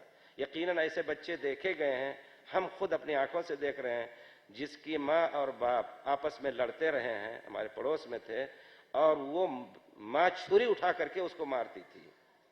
ان کے لڑکے بھی اسی طرح خونخوار ہو گئے ہیں اور اپنے بچوں کے ساتھ اسی طرح کا سلوک کر رہے ہیں. واللہ میں نے دیکھا اسی طرح. تو مسئلہ یہ ہوتا ہے کہ جن ایسے اختلاف کے اور غصہ اور تشنج اور ایک دوسرے سے اینٹ کے رہنے کے ماحول میں جو بچے پڑیں گے یقیناً ان کے دل پر وہی چیز نقش ہوگی اور بڑے ہو کر کے اسی طرح کا معاملہ آپ دیکھیں گے. مطالعہ کریں تو وہی بچے باہر جا کر کے بچوں پہ لڑائی کرتے ہیں، مارتے ہیں، پیٹتے ہیں، ناجائز یہ سب چیزیں آپ اگر پڑھیں. ایک الحمدللہ زندگی بھر تربیت میں گزری ہے، تعلیم میں گزری ہے، مطالعہ کرنے سے یہ چیز معلوم ہوتی ہے یقیناً کہ بچوں پر بھی بہت برا اثر پڑتا ہے۔ اب آپ نے ایک بنیاد ڈال دی بچوں کے دل میں غلط اخلاق کی، آپ اس پر بھی گناہ گار ہوں گے۔ ظلم کیا، بیوی کو بغیر سبب کے مارا پیٹا اور طلاق دیا، پھر طلاق دینے کے بعد بچے کہاں جائیں؟ سبحان اللہ۔ کسی ایسی لڑکی جس کو آپ شادی کر کے لے آئیں گے، کون برداشت کرے گی کہ ہم دوسروں کی خدمت کریں؟ کتنے واقعات ہوتے ہیں کہ بچے اس میں گھر سے باہر نکل جاتے ہیں اور بچے بد اخلاق بھی ہو جاتے ہیں، وہی بچے کبھی ماں کو مارنے کی کوشش کرتے ہیں۔ تو یہ سب برے اثرات پڑتے ہیں ماں باپ کے اختلافات کی وجہ سے۔ ہماری دعا ہے کہ اللہ تعالی ہم سب کو پیارے رسول کی زندگی کے مطابق، قرآن اور سنت کے مطابق تمام امور کو برتنے کی توفیق دے۔ یقیناً بھائیوں، یقیناً قیامت کے دن ہم سب کو جانا ہے۔ وہی بیوی مظلوم ہو کر کے اللہ کے سامنے کہیں شکایت نہ کر دے، یا اگر بیوی ظالمہ ہے تو قیامت کے دن شوہر شکایت کرے گا، اور ظالم کی نیکیاں چھین کر کے مظلوم کو دے دی جائیں گی، نیکیاں نہ بچنے کی شکل میں جہنم میں ڈال دیا جائے گا۔ اس وجہ سے بہت کچھ صبر کر کے اللہ تعالی ہم سب کو توفیق دے کہ اپنی زندگی کو اور اپنے گھر کو جنت نشاں بنا کر کے، اور اسی وقت جنت نشاں بن سکتا ہے وہ گھر جب کہ ہم پیارے رسول صلی اللہ علیہ وسلم کے اخلاق حسنہ پر عمل کریں۔ وصلی اللہ علیہ خیر خلقہ۔ جزاکم اللہ خیر الجزا۔ کہ سوالات آپ کے بہت سارے آئے ہیں، جتنے بھی سوالات آئے ہیں ان سب کو یہاں پیش نہیں کیا جا سکتا، تو ان میں سے موضوع سے متعلق سوالات کا انتخاب ہو رہا ہے، ان کے جوابات شیوخ یہاں جو بیٹھے ہیں دیں گے آپ کے سامنے۔ جن کے سوالات کے جواب نہ ملیں ان بھائیوں اور بہنوں کو یہ اطلاع دی جا رہی ہے کہ آپ کے سوالات محفوظ ہیں۔ انشاءاللہ سینٹر فار اسلامک اسٹڈیز کی طرف سے آپ کے دیے گئے نمبر پر رابطہ کر کے بہتر سے بہتر اور صحیح جو جواب ہو سکتا ہے پہنچانے کی کوشش کی جائے گی۔ میں مزید باتیں نہ کر کے میں براہ راست سوالات کا آغاز کرتا ہوں، اور اس سے پہلے شیوخ سے گزارش کرتا ہوں کہ سوالات بہت ہیں، کم سے کم الفاظ میں اور بہت واضح جواب دیں تو بڑی مہربانی ہوگی۔ سب سے پہلا سوال ہے، حدیث ہے کہ دو چاہنے والوں کا بہترین حل شادی ہے، لم یرى للمتحابین مثل النکاح، اس حدیث کا کیا مطلب ہے؟ کیا لفظ حدیث کے؟ لم یرى للمتحابین مثل النکاح۔ اس حدیث کا معنی یہی ہے کہ نکاح کے ذریعے سے دو آدمی جس طرح محبت کرتے ہیں اس جیسا کسی اور سبب کی بنا پر کسی کے دل میں محبت نہیں پیدا ہوگی، یعنی یہ معنی ہے۔ یعنی یہ کہ ایک لڑکی جو 18 سال 17 سال کی عمر تک کسی دنیا کے کسی کونے میں پل رہی تھی اپنے ماں باپ کے گود میں، اور ایک لڑکا کہیں دوسری دور کا تھا، پہلی ہی رات اکٹھا ہونے کے بعد ان کے درمیان جو محبت ہو جاتی ہے اس کو ہمارے خیال سے ہر ایک سمجھ سکتا ہے۔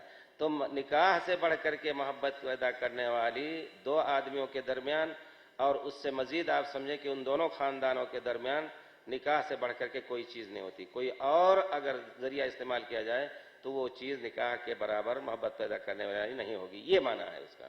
دوسرا سوال، کچھ نوجوان لڑکے لڑکیاں ہیں جو آپس میں محبت کرتے ہیں، انہیں اب پتہ چلا ہے کہ یہ غلط ہے، اب دونوں شادی کرنا چاہتے ہیں لیکن والدین اس کی مخالفت کر رہے ہیں، تو کیا حل؟ بسم اللہ الرحمن الرحیم۔ غلطی کی اصلاح اگر ہو جائے تو غلطی نہیں ہوتی ہے۔ صبح کا بھولا شام گھر واپس آ گیا تو وہ بھولا نہیں کہا جاتا۔ غلطی ہو گئی، ماں باپ ناراض ہیں تو آپ کی شادی جائز نہیں ہے، لہٰذا آپ کو یہ تو محبت اپنی ختم کرنی ہوگی۔ وہ محبت کر لیجئے یا عشق کر لیجئے یا دیوانگی کر لیجئے، اس کو ختم کرنا ہوگا، پھر اللہ سے اس کی توبہ بھی کرنی ہوگی، جب چل کر آپ کو سکون بھی ملے گا اور آپ جو ہے کامیاب بھی ہوں گے انشاءاللہ۔ نو مسلم لڑکیوں کو مسلم گھرانوں میں عموماً قبول نہیں کیا جاتا، اگر لڑکا تیار ہو بھی جاتا ہے تو والدین مخالفت کرتے ہیں، کیا کیا جائے؟ جن گھروں میں دینداری نہیں ہے ان کے ساتھ ایسا مسئلہ پیش آتا ہے۔ اسلام کے اندر وہ جو ہمسری جس کو کہتے ہیں اس کا مسئلہ ہے کہ سب دینداری کافی ہے۔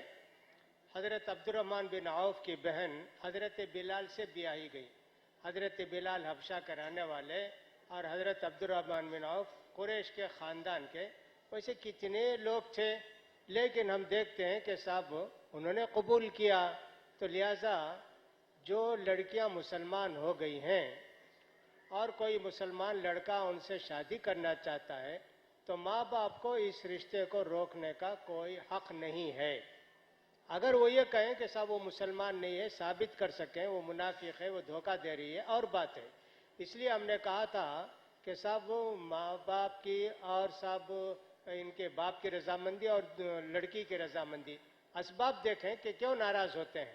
اگر کوئی سبب نہیں ہے، جیسا میں نے کہا وہ داڑھی والا ہے، وہ نماز پڑھتا ہے، میں اس سے شادی نہیں کروں گی، تو باپ نہیں مانے گا اس کے عذر کو، زبردستی شادی کرے گا.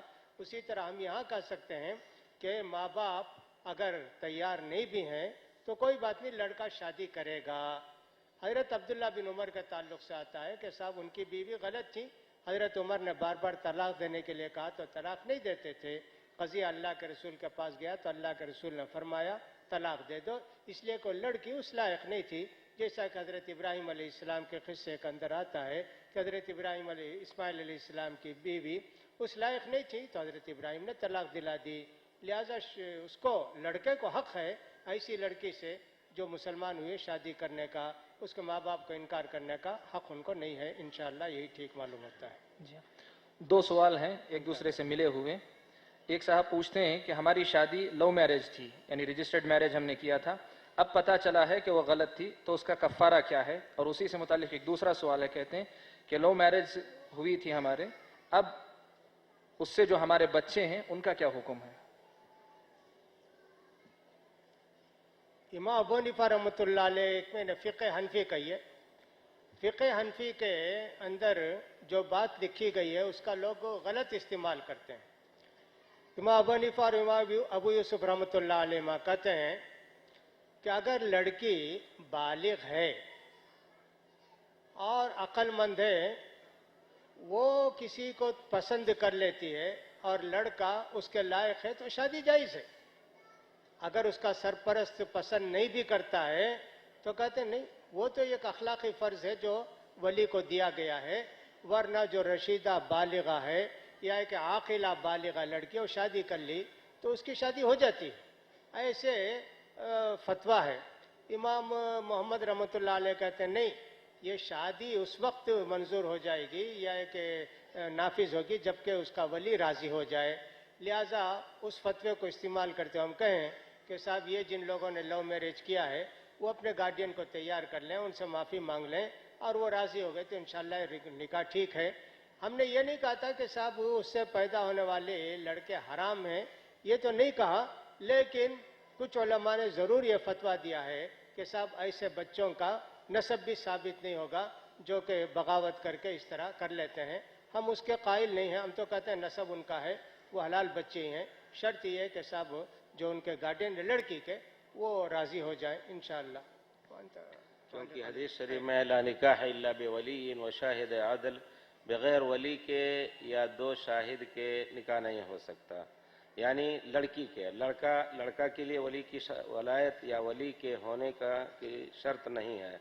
تو ایسی صورت میں جیسے کہ مولانا نے فرمایا یقیناً دونوں کا نکاح صحیح مانا جائے گا. توبہ استغفار کر کے نئی زندگی گزاریں انشاءاللہ. نکاح اور بچے بھی ان کی نکاح صحیح ہوگا، بچے بھی انہی دونوں کی طرف منسوب ہوں گے. خدا نہ خواستہ اگر شادی سے پہلے کچھ غلطیاں کی ہیں، اللہ سے توبہ استغفار کریں اور اپنے کو چھپا لیں، اللہ تعالیٰ معاف کر دے گا انشاءاللہ. پھر آئندہ کی زندگی اچھی سے اچھی گزاریں. ان الحسنات یذهبن السیئات، نیکیاں برائیوں کو مٹا دیتی ہیں. عشق اور محبت کی خاطر اگر کوئی اسلام قبول کرتا ہے تو اس کے اسلام کا حکم کیا ہے؟ حدیث شریف پڑھ دیتا ہوں. ایک صحیح بخاری کی سب سے پہلی حدیث ہے، انما الاعمال بالنیات وانما لكل امرئ ما نوى فمن كانت هجرته الى الله ورسوله فهجرته الى الله ورسوله ومن كانت هجرته لدنيا يصيبها او امرأة ينكحها فهجرته الى ما هاجر اليه. ہجرت بہت ہی مبارک چیز ہے. اللہ کے دین کی خاطر اپنے وطن کو چھوڑنا بہت شاق ہوتا ہے، اس کا بڑا اجر ہے. لیکن اگر اس نیت فمن کانت ہجرتہ لدنیا، دنیا حاصل کرنے کے لیے ہجرت کا نام دے رہا ہے جانے کو اس شہر میں، یا کسی عورت سے شادی کرنے کا، تو اس کی ہجرت اسی لیے ہوئی جس غرض سے نکلا. یعنی وہ ہجرت اللہ کے یہاں ہجرت نہیں ہوئی. اسی طرح وہ اسلام نہیں ہوگا. البتہ اگر شادی ہو لینے کے بعد پہلے تو نیت صحیح نہیں تھی، بہت سے کام ایسے ہوتے ہیں کہ نیت صحیح نہیں ہوتی، لیکن توبہ استغفار کر کے نیت صحیح کر لیں. شادی ہو گئی پھر اللہ کے لیے اخلاص کے ساتھ اللہ کے حکم پر عمل کرنے لگیں تو انشاءاللہ اللہ تعالیٰ اس بری نیت کو بھی معاف کر دے گا۔ حضرت امام ثوری کہتے ہیں کہ طلبنا العلم لا للہ فابا ان یکون الا للہ، کہتے ہیں ہم نے علم سیکھنا جب شروع کیا تھا، پڑھنا شروع کیا تو نیت اللہ کے لیے نہیں تھی، لیکن بعد میں وہ ہو ہی گئی۔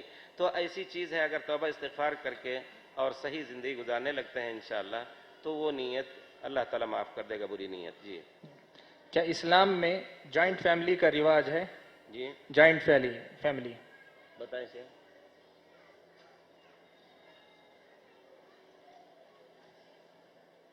اسلام میں جوائنٹ فیملی کا کوئی تصور نہیں ہے، یہ تو خالص ہندوؤں کا وہ سمجھیے کہ خاندانی اصول ہے ان کا۔ یہاں تو شادی ہو گئی تو عام طور پر فیملی الگ ہو جاتی ہے، ان کے سارے مسائل الگ ہوتے ہیں۔ جوائنٹ فیملی کا کوئی تصور اسلام کے اندر نہیں ہے۔ شادی ہونے کے بعد میاں بیوی اپنا حق رکھتے ہیں، وہ الگ زندگی گزارتے ہیں، طلاق ہو یا میراث ہو، ترکہ ہو، سب میں اپنا اپنا الگ اصول اسلام رکھتا ہے۔ جوائنٹ فیملی کا مشترکہ خاندان جس کو کہتے ہیں اس کا کوئی تصور نہیں ہے۔ ایک ہی گھر میں رہتے ہیں وہ مطلب نہیں ہے اس کا، ایک ہی گھر میں رہتے ہیں، میاں بیوی رہتے ہیں، ساس سسرے رہتے ہیں، فلاں رہتے ہیں، یہ جوائنٹ فیملی نہیں ہے۔ وہاں میراث تقسیم وغیرہ جو بھی ہوتی ہے ہندو لا کے مطابق، وہ جو ہے ان کے جوائنٹ فیملی کے مطابق میراث تقسیم ہوتی ہے، ساری چیزیں ہوتی ہیں۔ ویسے اسلام میں کوئی چیز نہیں ہے، آپ کی شادی ہوئی نہیں ہوئی، آپ کا حق اسلام نے جو رکھا ہے وہ حق باقی رہتا ہے، وہ کسی کی وجہ سے حق سلب نہیں ہوتا ہے۔ یعنی شیخ محترم نے جو فرمایا جوائنٹ فیملی، میں جو تصور سمجھتا ہوں اس کے بارے میں یہ ہے کہ بھائی نے شادی کر لی اور دوسرے بھائی نے شادی کر لی، تیسرے بھائی نے، سب مل کر کے ایک ساتھ رہتے ہیں، ایک دوسرے سے ملنا جلنا اور تنہا ہونا، اگر اس معنی میں جوائنٹ فیملی ہو رہی ہے تو یقیناً یہ چیز غیر شرعی ہے۔ پیارے رسول نے فرمایا کہ عورتوں سے خلوت مت کرو، تو کسی نے پوچھا اللہ کے رسول دیور سے بچنا تو بہت مشکل ہے، پیارے رسول نے فرمایا وہی موت ہے، یعنی دیور موت ہے، موت کے برابر ہے، وہ خطرناک ہے زیادہ۔ تو ایک دوسرے کو الگ رہنا ہے۔ ہاں ایک شکل ہو سکتی ہے اگر ماں باپ کے ساتھ بچہ رہ رہا ہے اپنی بیوی کو لے کر کے اور بیوی بھی سعادت مند کی خدمت کر رہی ہے تو انشاءاللہ یہ جوائنٹ فیملی اس طرح نہیں ہوگی۔ البتہ کئی بھائی مل کر کے اکٹھا کھانا پینا، رہنا سہنا، ایک دوسرے سے گھلنا ملنا، بیٹھنا، ایک ہی مجلس میں کھانا پینا، یہ شرعی نہیں ہے یقیناً۔ حضرت ابو بکر عبد الرحمن بن ابی بکر اپنے ماں باپ کے ساتھ اپنے بچوں کے ساتھ رہتے تھے، لیکن اپنے اور دوسرے بھائی ہوں بہن ہوں اور دوسروں کے ساتھ جن کے ساتھ ہماری بیوی کا رہنا ملنا تنہا ہونا جائز نہیں، اس قسم کی فیملی یقیناً جائز نہیں، جیسا کہ ماں نے فرمایا۔ اس کے بعد پھر وراثت وغیرہ کے مسائل میں بھی جو مخالفات ہوتی ہیں وہ بھی غلط ہے۔ ایک بہن نے سوال کیا ہے کہ میں ایک نو مسلم لڑکی ہوں، میری شادی ایک نو مسلم لڑکے سے ہوئی ہے، وہ مجھ سے اسلام کی پوری پابندی چاہتے ہیں اور خود اپنے اندر کافی غلطیاں رکھتے ہیں۔ اب اس مسئلے کو لے کر ہمارے درمیان کافی انبن ہوتی ہے، آپ ہمارے لیے کچھ نصیحت فرمائیں۔ اگر وہ جیسے کہ آپ کہہ رہے ہیں کہ ہم سے اسلام کی پوری پابندی چاہتے ہیں، اسلام کی کیا پابندی؟ اسلام آسان ہے، پوری پابندی کا معنی کیا میں نہیں سمجھ سکا۔ آپ ایک عام بات کہہ رہے ہیں، اگر وہ کہہ رہے ہیں تم صلاۃ پڑھو اور یا روزے رکھو، دوسروں سے پردہ کرو اور آواز اونچی نہ ہو، یہ تو اسلام کی بات ہے الحمدللہ، اور آسان ہے اس کو نبھانا انشاءاللہ۔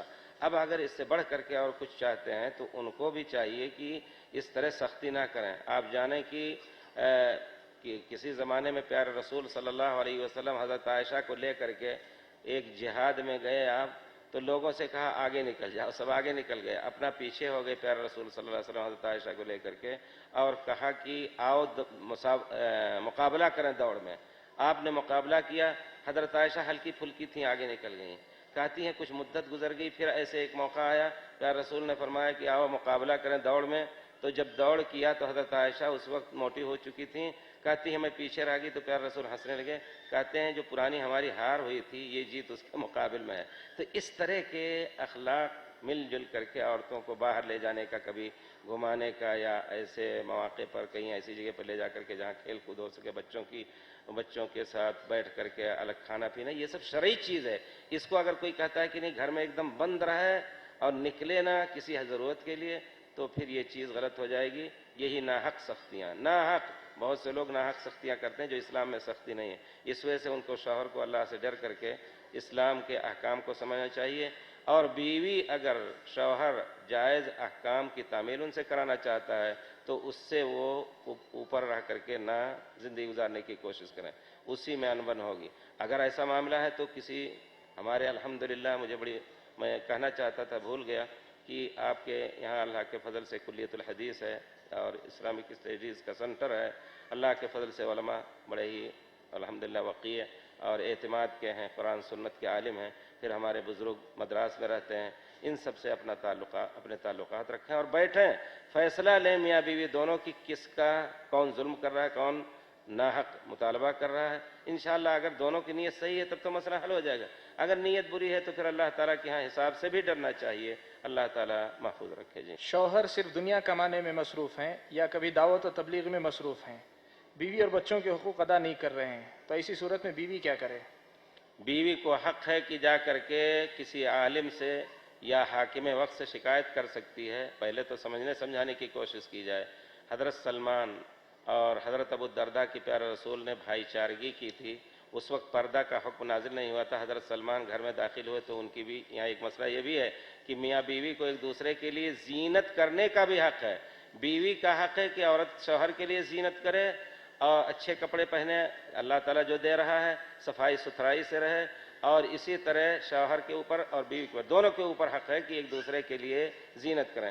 جب دیکھا کہ وہ عام کپڑوں میں چل رہی ہیں تو کہا کیا بات ہے تم اس طرح کیوں ہو، مطلب سمجھ گئیں، کہتے ہیں ان اخاک ابا الدرداء لیس لہ ہم فی الدنیا، کہتے ہیں کہ تمہارے بھائی ابو درداء وہ دنیا کی فکر ان کو کچھ نہیں ہے، تو اس رات وہاں رہ گئے اور پھر جب رات ہوئی تو کھانا کھانے کے بعد تھوڑی دیر سوئے، اٹھ کر کے نماز پڑھنی شروع کی، تو حضرت ابو الدرداء نے کہا کہ جاؤ گھر میں سو جاؤ، سو گئے، تھوڑی دیر میں نکلے، اس کے بعد پھر نماز کے لیے کھڑے ہوئے، ابھی آدھی رات بھی نہیں ہوئی ہے، کہا جاؤ سو جاؤ، پھر جب آخری رات ہوئی تو دونوں اٹھے، وضو کیا اور نماز پڑھی، پھر انہوں نے کہا دیکھو تمہارے نفس کا ان لنفسک علیک حقا، تمہارے نفس کا جان بھی اللہ تعالیٰ نے ایک اونٹنی کی طرح بنایا، اونٹ کی طرح، جب تک اس روح کو آپ مضبوط نہیں کریں گے اس پر سوار ہو کر کے زندگی نہیں گزرے گی۔ ان لنفسک علیک حقا، جس طرح ایک اونٹنی کو کھلا پلا کر کے اور اس لائق بنانا ہے کہ اسی پر سفر کر سکیں، یہ معنی ہے کہ ان لنفسک علیک حقا، تمہارے نفس کا بھی حق ہے، سو ایک حدیث میں اگر سو گے نہیں تو تمہاری آنکھ آ جائے گی اور پھر تمہیں بہت کچھ نقصان ہوگا۔ وَإِنَّ لِزَوْجِكَ عَلَيْكَ حَقًّا، تمہاری بیوی کا تمہارے اوپر حق ہے۔ وَإِنَّ لِزَوْرِكَ عَلَيْكَ حَقًّا، بخاری شریف کے ایک لفظ میں ہے کہ تمہارے مہمانوں کا تمہارے اوپر حق ہے۔ فَآتِ كُلَّ ذِي حَقٍّ حَقَّهُ، ہر ایک کا حق دو۔ حضرت ابو الدرداء گئے صبح پیارے رسول کے پاس، شکایت کی کہ انہوں نے مجھے نماز پڑھنے سے روک دیا، تو پیارے رسول نے فرمایا صدق ابو الدرداء، صدق سلمان سچ کہہ رہے ہیں کہ تمہاری بیوی کا بھی تمہارے اوپر حق ہے۔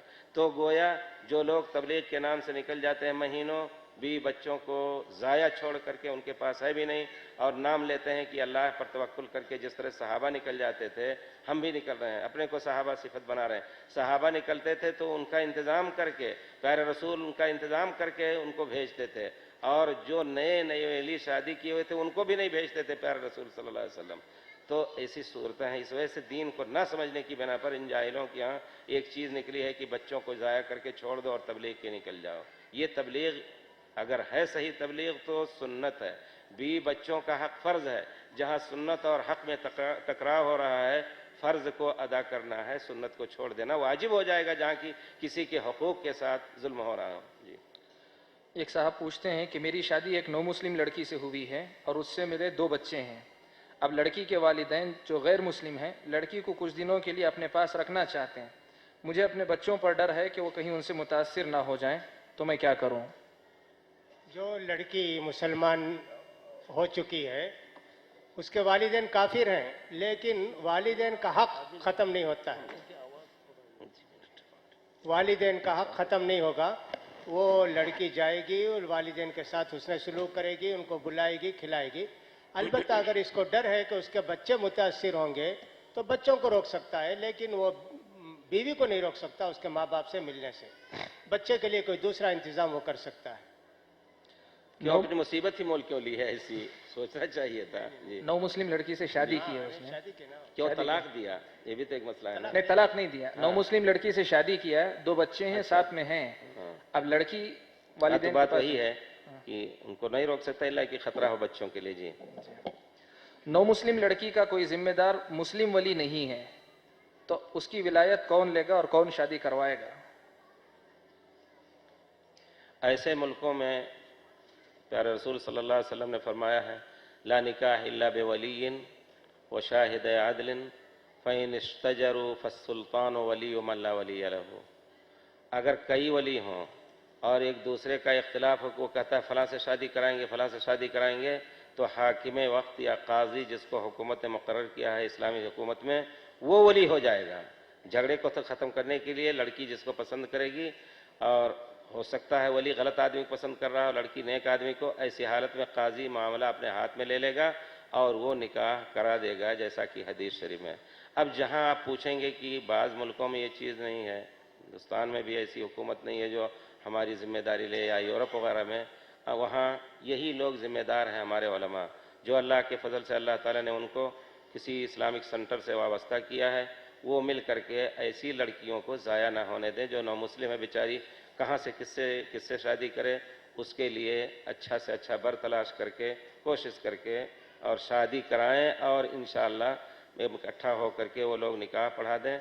उस निकाह को कोशिश करें कि हुकूमतें भी माने, रजिस्ट्रेशन हो जाए, इंशाअल्लाह वो इस्लामी निकाह समझा जाएगा। शौहर ने महर नहीं दिया और जिंदगी इसी तरह गुजर रही है, तो क्या हुक्म है ऐसी जिंदगी का? शौहर ने महर अब तक नहीं दिया है, जिंदगी गुजर रही है वैसे ही। बहुत सी बेचारी नेक औरतें ऐसी होती हैं कि लेना ही नहीं चाहती हैं, वो कहती हैं कि लेंगे तो इसका मतलब है कि हम अलग होना चाहते हैं, ऐसी भी हैं। तो ऐसे में गोया वो राज़ी हो गई हैं। अल्लाह ताला फरमाते हैं व आतुन्निसा सदक़ातिहिन्न निहला, औरतें कि महर उनको दे दो। फ़इन तिब्न लकुम अन शैइन मिन्हु नफ़्सन फ़कुलूहु हनीअम मरिया, उसमें से कुछ तुम्हें दे दें खुशी से, या पूरा दे दें तो मज़े से खाओ, हनीअम मरिया, जायज़ है। लेकिन ज़बरदस्ती की नहीं देंगे तुमको, ये हराम हो जाएगा। उनका एक हक़ है। प्यारे रसूल ने फरमाया है कि जिसके ज़रिए से तुमने एक हराम शर्मगाह को हलाल किया है, वो शर्त पूरी करनी है, यानी महर सबसे पहले। जी, कहते हैं लड़की दीनदार से शादी करना चाहिए, लड़की दीनदार लड़के से शादी करना चाहती है मगर वालिदैन दुनियादार से शादी करवाना चाहते हैं, तो ऐसी सूरत में लड़की क्या करे? शेख इजाज़त देंगे या? तब वही मसला रहा कि यकीनन जब दीन ही मेयार ठहरा और दीन ही कुफू और ममासलत हमसरी का सबब है या वही मेयार है, तो फिर लड़की हक पर है। अब बाप को दो चार आदमी मिलकर के राज़ी करें और कहें कि तुम बच्ची को गलत आदमी के गोद में ना दो, ये अगर नहीं मान रहा है तो फिर उस लड़की को हक है कि हाकिम वक्त जो मुस्लिम काजी है उसके पास जा करके अपना निकाह करा सकती है। पहले तो कोशिश की जाए कि वो भी राजी हैं, क्योंकि मसला सिर्फ यहीं तक नहीं रहता है, आगे उसके घर आने जाने का, और फिर उसके बाद कोई मुसीबत पड़ी घर वाले भी मदद करेंगे। जब माँ बाप नाराज़ हो जाएंगे और अपने मनमानी शादी कर लेगी तो फिर उसको कौन पनाह देने वाला रहेगा किसी गाढ़े वक्त में। तो कोशिश यही होनी चाहिए, अक्लमंद लोग इकट्ठा होकर के ऐसे बाप को समझाएं। अगर बाप वाकई इस तरह का फासिक फाजिर है कि लड़की को किसी फासिक फाजिर ही को देना चाहता है, तो फिर मेजॉरिटी को हक़ है, उलमा को हक़ है कि वहाँ दखल दें। अगर वो निकाह करा दे रहे हैं तो इंशाअल्लाह वो निकाह सही होगा। जी, दो सवाल हैं, एक लगता है नीचे से और दूसरा लगता है ऊपर से, दोनों पढ़ देता हूँ, मसला वही वाज़ेह होगा। पहला सवाल ये कहती हैं कि बहुत सी औरतें एक से ज़ायद शादी के मसले में बिफर जाती हैं और उसकी वजह से आदमी के साथ उसके ताल्लुकात, शौहर के साथ उसके ताल्लुकात बिगड़ जाते हैं, तो शरीयत में वो कौन से असबाब हैं जिनकी वजह से दूसरी शादी करने की इजाज़त दी गई है, इस पर रोशनी डालें। और दूसरी तरफ एक सवाल है कि कुछ लोग दूसरी शादी करते हैं, नतीजे में उनकी पहली शादीशुदा ज़िंदगी पर काफ़ी असर पड़ता है, यहाँ तक कि बाज़ औक़ात पहली शादी टूट तक जाती है, और मर्द कहते हैं कि यह सुन्नत है। और यह भी बात काबिल गौर है कि हिंदुस्तानी औरतें अभी ज़हनी तौर पर इसके लिए तैयार नहीं हैं, तो क्या किया जाए एक से ज़ायद शादी के? बताएंगे। कुरान मजीद तो कहता फला तमीलू कुल्लल मैली फतदरुहा कल मुअल्लका वलन तस्ततियु अन तादिलू बैन निसाई वलो हरस्तुम। तुम कितनी भी कोशिश करो 100 कोनों के दरमियान अदल और इंसाफ कायम नहीं कर सकते, लिहाजा तुम्हारे लिए एक बीवी काफ़ी है, लिहाजा एक बीवी इंसान को काफ़ी है। अगर उसकी बीवी बीमार रहती है या उससे बच्चा नहीं होता है, ऐसी कुछ सूरतें हैं तो उसको दूसरा निकाह के लिए सोचना चाहिए। फिर सिर्फ अपनी नफसानी ख्वाहिश पूरी करने के लिए आदमी को दूसरी तीसरी शादी का नहीं सोचना चाहिए, खासकर ऐसी सूरत में जबकि पहली शादी का भी मसला होता है, पहली बीवी का भी मसला होता है, उसकी वजह से उसकी तलाक हो सकती है। कुरान मजीद तो ये नहीं कहा कि साहब फनकिहू मा ताबा लकुम मिनन निसाइ मथना व थुलाथ व रुबा। सूरह निसा की तीसरी आयत में कहा अल्लाह ताला ने 2 शादी कर लो, 3 कर लो, 4 कर लो, ये तो अल्लाह ताला ने इजाज़त दी। लेकिन इसी सूरह निसा के अंदर ये भी फरमाया कि 1 से ज़्यादा शादी करके तुम उनको लटकी हुई औरतों की तरह मत छोड़ दो, और तुम औरतों के दरमियान शौकनों के दरमियान आदल इंसाफ कायम नहीं कर सकते, लिहाजा तुमको चाहिए कि एक शादी पर इक्तिफा करो। और बात ऐसी है कि साहब ख़ानदान को बिगाड़ने के लिए नए ख़ानदान को वजूद में ना लाए, बीवी को पहले राज़ी करे, आपकी मजबूरी बताए। ये सब होने के बाद अगर मसला आपका संगीन है और बीवी उसके लिए तैयार नहीं है तो बीवी के सामने आप हल रख सकते हैं कि आप उससे जुदा होना चाहें तो मैं तलाक दे दूं, या कि साहब उस बीवी के साथ आप रहना चाहती हैं तो मैं तैयार हूं। तो यकीनन मर्द के लिए हक़ है, लेकिन उसका उज़्र क्या है वो समझना चाहिए। और औरतों को भी ज़हनी तौर पर तैयार होना चाहिए कि जब अल्लाह के प्यारे रसूल ने इतनी शादियाँ की और अब के अंदर इतनी शादियाँ होती हैं, हर जगह होती हैं, तो उसमें क्या हरज है अगर उसका शौहर उस लायक है कि एक बीवी उसके लिए नाकाफ़ी है, बीवी बीमार रहती है, कुछ भी है, तो यकीनन दूसरी शादी की इजाज़त देनी चाहिए। और मर्द के लिए कोई ज़रूरी नहीं कि सब बीवी इजाज़त दे तो जब शादी करे दूसरी, ये कोई ज़रूरी नहीं है। उसका हक़ है दूसरी शादी करना, तीसरी शादी करना, लेकिन मर्द को भी चाहिए कि अपने हुकूक़ जाने कि साहब वादल इंसाफ कायम कर सकता है क्या। प्यारे रसूल फरमाते हैं जिसकी 2 बीवियाँ हों और एक बीवी की तरफ उसका रुझान हो, मैलान हो, और दूसरी बीवी की तरफ ख्याल ना करे, तो क़यामत के दिन आएगा तो उसका एक पहलू लटका हुआ होगा, लंगड़े की तरह आएगा अल्लाह के सामने। इन सब बातों का ख्याल करके मियाँ बीवी को अपना फैसला करना चाहिए। हनीमून का हुक्म क्या है? हनीमून का हुक्म क्या है शादी के बाद?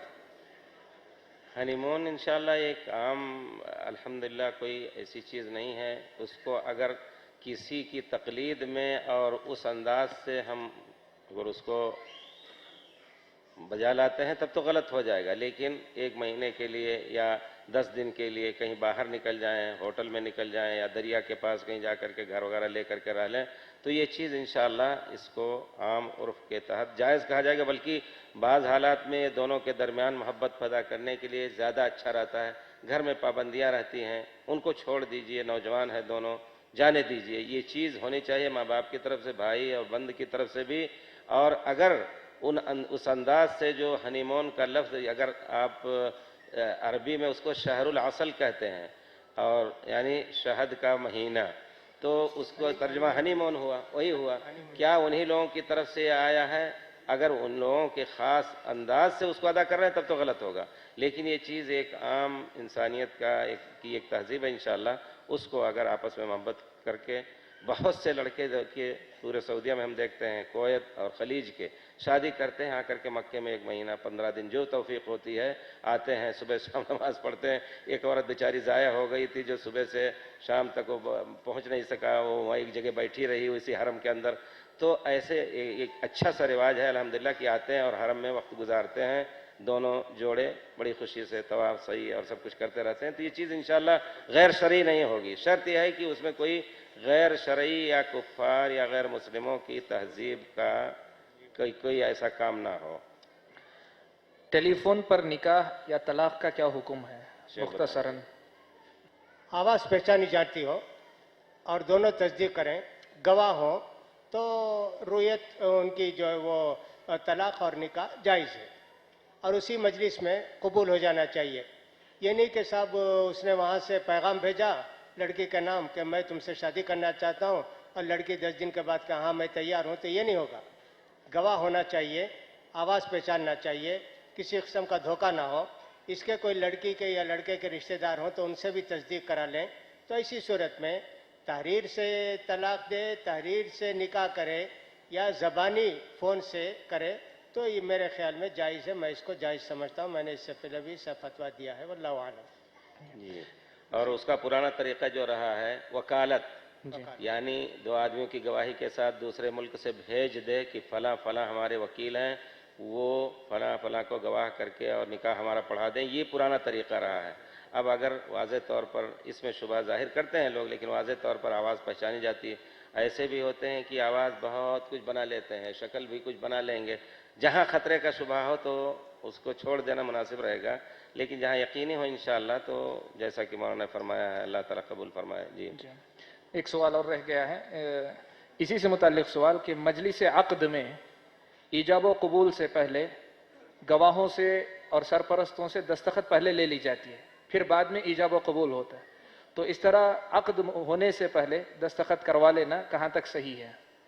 صحیح ہے ہمارے خیال سے۔ اگر قاضی یا جو قاضی کا فرض انجام دے رہا ہے وہ لکھ لے رہا ہے، اگر ایجاب و قبول کھل کر کے نہیں ہو رہا ہے، سامنے سب کچھ ہو گیا، لکھ گیا، ولی فلاں راضی ہیں، گواہ راضی ہیں اور شادی کرنے والا، اگر خطبہ بھی نہ پڑھا جائے تو وہ نکاح صحیح ہے۔ تو پہلے لکھا جائے یا بعد میں لکھا جائے، ایجاب و قبول کھل کر کے کرایا جائے، لیکن وہاں لڑکے کو معلوم ہونا چاہیے کہ اتنے مہر کے ساتھ لکھا گیا ہے، ہم سب راضی ہیں، جو گواہ ہیں سب اس پر گواہ ہیں، اس کو معلوم ہے۔ پھر اعلان کے لیے لوگوں کو پیارے رسول نے فرمایا ہے اعلن النکاح، نکاح کا اعلان کر دو، تو اس وقت ایجاب قبول کھل کر کے کر لیا جائے تو انشاءاللہ وہ افضل رہے گا۔ اور اگر نہیں بھی کیا گیا، گواہ ہیں اور لکھا پڑھی ہو گئی تو وہ نکاح صحیح ہے۔ آخری سوال، پروگرام کا آخری سوال کہ منگنی کے بعد لڑکا اور لڑکی کیا آپس میں بات چیت کر سکتے ہیں؟ بہت خطرناک مرحلہ ہوتا ہے، ایسے بھی دیکھے گئے ہیں۔ دیکھیے شریعت میں ہر اس چیز سے منع کیا گیا ہے جو کسی غلط چیز کا پیش خیمہ بنے۔ ایسے بھی دیکھے گئے ہیں، منگنی ہوئی اور کچھ لوگ اپنے کو بہت ہی تہذیب والے سمجھتے ہیں، بچی کو آزادی دے دی، منگیتر کے ساتھ جا رہی ہے، گھوم رہی ہے، کچھ دنوں کے بعد لڑکی حاملہ ہو گئی، اس نے چھوڑ دیا، بہت سے مصائب ہوتے ہیں۔ اس وجہ سے ابھی جائز نہیں ہے منگنی کے وقت اس کے ساتھ خلوت کرنا۔ خلوت اس وقت صحیح ہوگی جب کہ دونوں کے درمیان ایجاب قبول ہو جائے، لکھا پڑھی ہو جائے سب کچھ، اس کے بعد وہ اس کی بیوی ہو گئی، اسی وقت سے لے جا کر کے زندگی گزارے ہمیشہ کے لیے تو کوئی حرج نہیں۔ لیکن صرف منگنی کی بنا پر کچھ لوگ کہتے ہیں کہ آپس میں ایک دوسرے کو سمجھ لیں، یہ کفر اور فسق تک پہنچتا ہے، بعض حالات میں کفر ہو جائے، کیونکہ پیارے رسول صلی اللہ علیہ وسلم نے اس قسم کی خلوت سے منع کیا۔ اگر یہ کہتا نہیں یہ شریعت نہیں ہے تو یقیناً کفر تک پہنچ سکتا ہے۔ اس وجہ سے اس برے طریقے سے مسلمانوں کو دور رہنا چاہیے، اپنی بچیوں کو دور رہیں، پاک باز رکھیں۔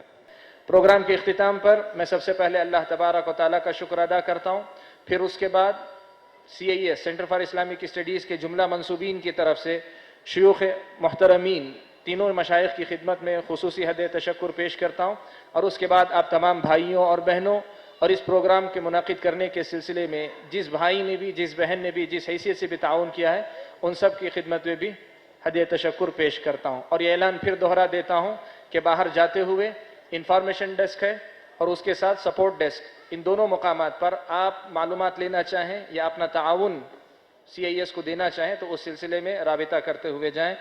مجلس کے اختتام پر اختتام مجلس کی دعا کی یاد دہانی کرواتے ہوئے صدر محترم کی اجازت سے مجلس کے خاتمے کا اعلان کرتا ہوں۔ سبحان اللہ و بحمدہ، سبحانک اللہم و بحمدک، اشہد ان لا الہ الا انت، استغفرک و اتوب الیک۔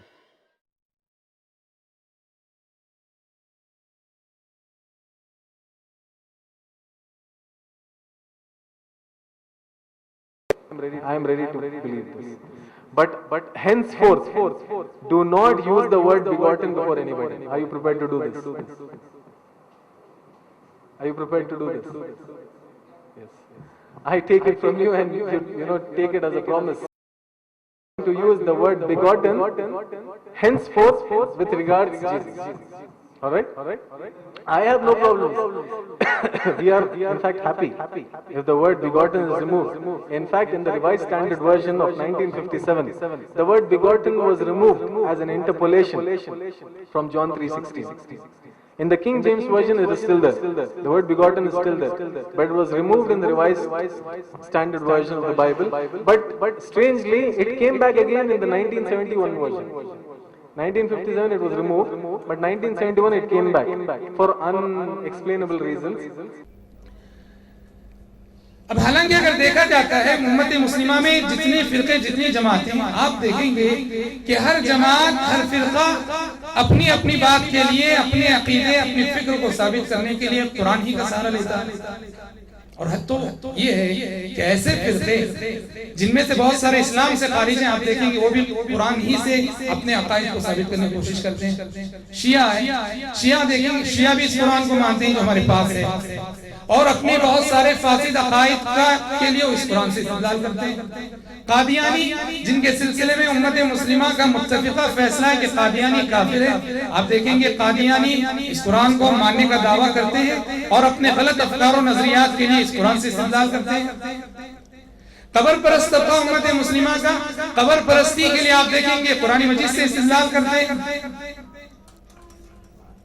اب سوال یہ ہے کہ ہر کوئی قرآن سے استدلال کر رہا ہے اور ہر کوئی اس بات کا دعوے دار ہے کہ ہم قرآن کے پیروکار ہیں، قرآن کے متبع ہیں. ہمارے پاس وہ کیا معیار ہونا چاہیے؟ یہ قسم اس کی جھوٹی قسم مانی جائے گی، کیونکہ جو قسم کھلا رہا ہے وہ کس لحاظ سے کھلا رہا ہے؟ کبھی بھی نہیں دیا بول کر کے اس لحاظ سے قسم کھلا رہا ہے. اگر زید اپنے لحاظ سے کچھ سوچ کر کے، جس کو توریہ وغیرہ کہتے ہیں، قسم کھا رہا ہے تو یہ مانا نہیں جائے گا، کیونکہ قسم کھلانے والے کی نیت کا اعتبار ہوگا، اس کی نیت کا اعتبار نہیں ہوگا. ٹھیک ہے. دوسری مثال، ہم لوگ خاص طریقے سے مدرسوں میں یہ چیز جو ہے زیادہ کرتے رہتے ہیں، تو میں وہ مثال آپ کو دے رہا ہوں. کبھی کبھی بعض طلبہ سے پوچھتے ہیں بھائی فجر کی نماز پڑھ لی، فجر کی نماز پڑھ لی، کہاں پڑھ لی؟ یعنی مقصد کیا ہے؟ آج تو نہیں پڑھی ہے، کبھی پڑھی. بھائی کوئی بھی مومن ہے تو کبھی نہ کبھی تو پڑھا ہی ہوگا. سمجھ رہے ہیں؟ تو جواب کیا دیا اس نے؟ پڑھ لیا. اس کا مقصد کیا ہے؟ کبھی پڑھ لیا. آج کے لحاظ سے اس نے نہیں بولا. اب اگر اس سے قسم کھلوائے استاد کہ قسم کھاؤ کہ تم نے آج کی بات ہے کہ تم نے فجر کی نماز پڑھ لیا، وہ قسم کھا کے کہہ رہا ہے کہ میں نے فجر کی نماز خدمت میرا فریضہ ہے کہ میں اس کو راستہ بتاؤں، سڑک پار کراؤں. کوئی لنگڑا اور معذور ہے اس کے لیے آپ خدمت کرتے ہیں. کوئی آدمی بوجھ رکھا ہوا ہے، وہ چاہتا ہے کہ صاحب یہ 50 کلو کا کوئی بورا میرے سر پر اٹھا کے رکھ دے. آپ نے اٹھا کے اس کے سر پر رکھ دیا. یہ بھی اسلام آپ کو بتاتا ہے کہ یہ صدقہ ہے جی، اس کا اجر و ثواب ملے گا. رفاعی خدمات تلاش کرے آدمی، جو یہ کہتے ہیں نا کہ ہیلپنگ ہینڈ، وہ جو ہے اسلام کی تعلیم کا خلاصہ ہے کہ اسلام بتاتا ہے لوگوں کی خدمت کرنا. صرف تسبیح اگر اللہ کو پسند ہوتی تو فرشتے تو بہت تھے. نحن نسبح بحمدک ونقدس لک. اللہ تو انسان کو عبادت کے لیے پیدا کرنا چاہتا ہے. کیا ہم تو رات دن تیری سے تسبیح کرتے ہیں. صلی اللہ علیہ وسلم نے قرآن اور حدیث میں بیان کیے ہیں، ان عبادتوں سے اللہ تعالیٰ نے ماحول کے تحفظ کو جوڑ دیا ہے. اور عموماً ماحول میں جو آلودگی پھیلتی ہے، ماحول جو گندا ہوتا ہے، وہ 3 چیزوں سے سب سے زیادہ ماحول آلودہ ہوتا ہے. ایک تو ہوا ہے، ہوا اگر آلودہ ہو جائے تو ماحول گندا ہو جاتا ہے. پانی آلودہ ہو جائے تو ماحول آلودہ ہو جاتا ہے. زمین کی مٹی اگر آلودہ ہو جائے تو ماحول بھی آلودہ ہو جاتا ہے. 3 چیزوں کی حفاظت ماحول کے تحفظ کے لیے سب سے زیادہ ضروری ہے کہ مٹی کی حفاظت کی جائے، پانی کو آلودہ ہونے سے بچایا جائے، ہوا کو آلودہ ہونے سے بچایا جائے. اور قرآن اور حدیث میں اللہ اور اس کے رسول صلی اللہ علیہ وسلم نے جو نصوص بیان کیے ہیں، عبادت کی جو شکلیں بیان کی ہیں، عموماً انہی 3 چیزوں کے آس پاس گھومتی ہیں. پیوند کاری میں اس بات کا خیال رکھنا ضروری ہے کہ کسی بھی انسان کا عضو اس کی زندگی میں لے نہیں سکتے. دماغی طور پر مرا ہوا انسان میت نہیں، لہذا اس کے اعضاء کو کاٹ نہیں سکتے، نکال نہیں سکتے. اور اگر مرنے کے بعد اس کا کوئی عضو استعمال میں ہو رہا ہے اور اجازت دے رہا ہے تو اس میں کوئی حرج نہیں. گردہ بیچنا حرام ہے، انسان کا کسی بھی عضو کو بیچنا حرام ہے. لیکن اگر کسی نے زندگی میں اپنے ضرورت مند بھائی کے لیے دے دیا بغیر پیسے کے تو اس میں کوئی حرج نہیں. یا ایھا الناس اتقوا ربکم الذی خلقکم من نفس واحدہ، یعنی حضرت آدم سے تم کو سب کو پیدا کیا. وخلق منها زوجها، اور اسی ایک جان سے اس کی بیوی کو پیدا کیا. آدم عام طور پر بعد میں اللہ تعالیٰ نے جو نسل افزائش نسل کا جو طریقہ اللہ رب العزت نے اختیار فرمایا اور بندوں میں اس کو رکھا قانون اور شریعت کے نام پر، تو یہ ہے کہ میاں بیوی سے عام طور پر نسل کی افزائش ہوتی ہے، لیکن اللہ کی قدرت جیسا چاہے کرے، اللہ کا کام ہے کن فیکون۔ حضرت آدم کو تو اپنے ہاتھ سے بنایا، مٹی کا پتلا بنایا، پھر اس میں روح پھونکی بغیر باپ اور بغیر ماں کے۔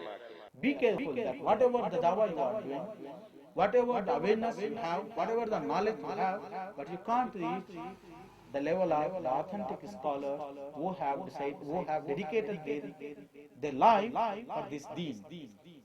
Ibn Taymiyyah, in my life, I read the whole history of Muslim Ummah. I did not come across a person who is more knowledgeable than Ibn Taymiyyah.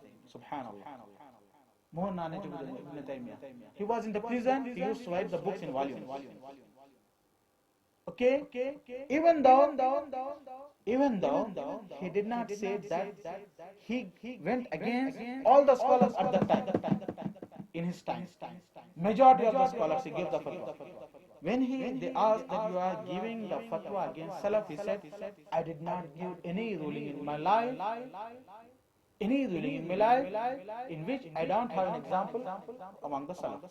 Bismillahirrahmanirrahim. إذا زلزلت الأرض زلزالها وأخرجت الأرض أثقالها وقال الإنسان ما لها يومئذ تحدث أخبارها بأن ربك أوحى لها يومئذ يصدر الناس أشتاتا ليروا أعمالهم فمن يعمل مثقال ذرة خيرا يره ومن يعمل مثقال ذرة شرا يره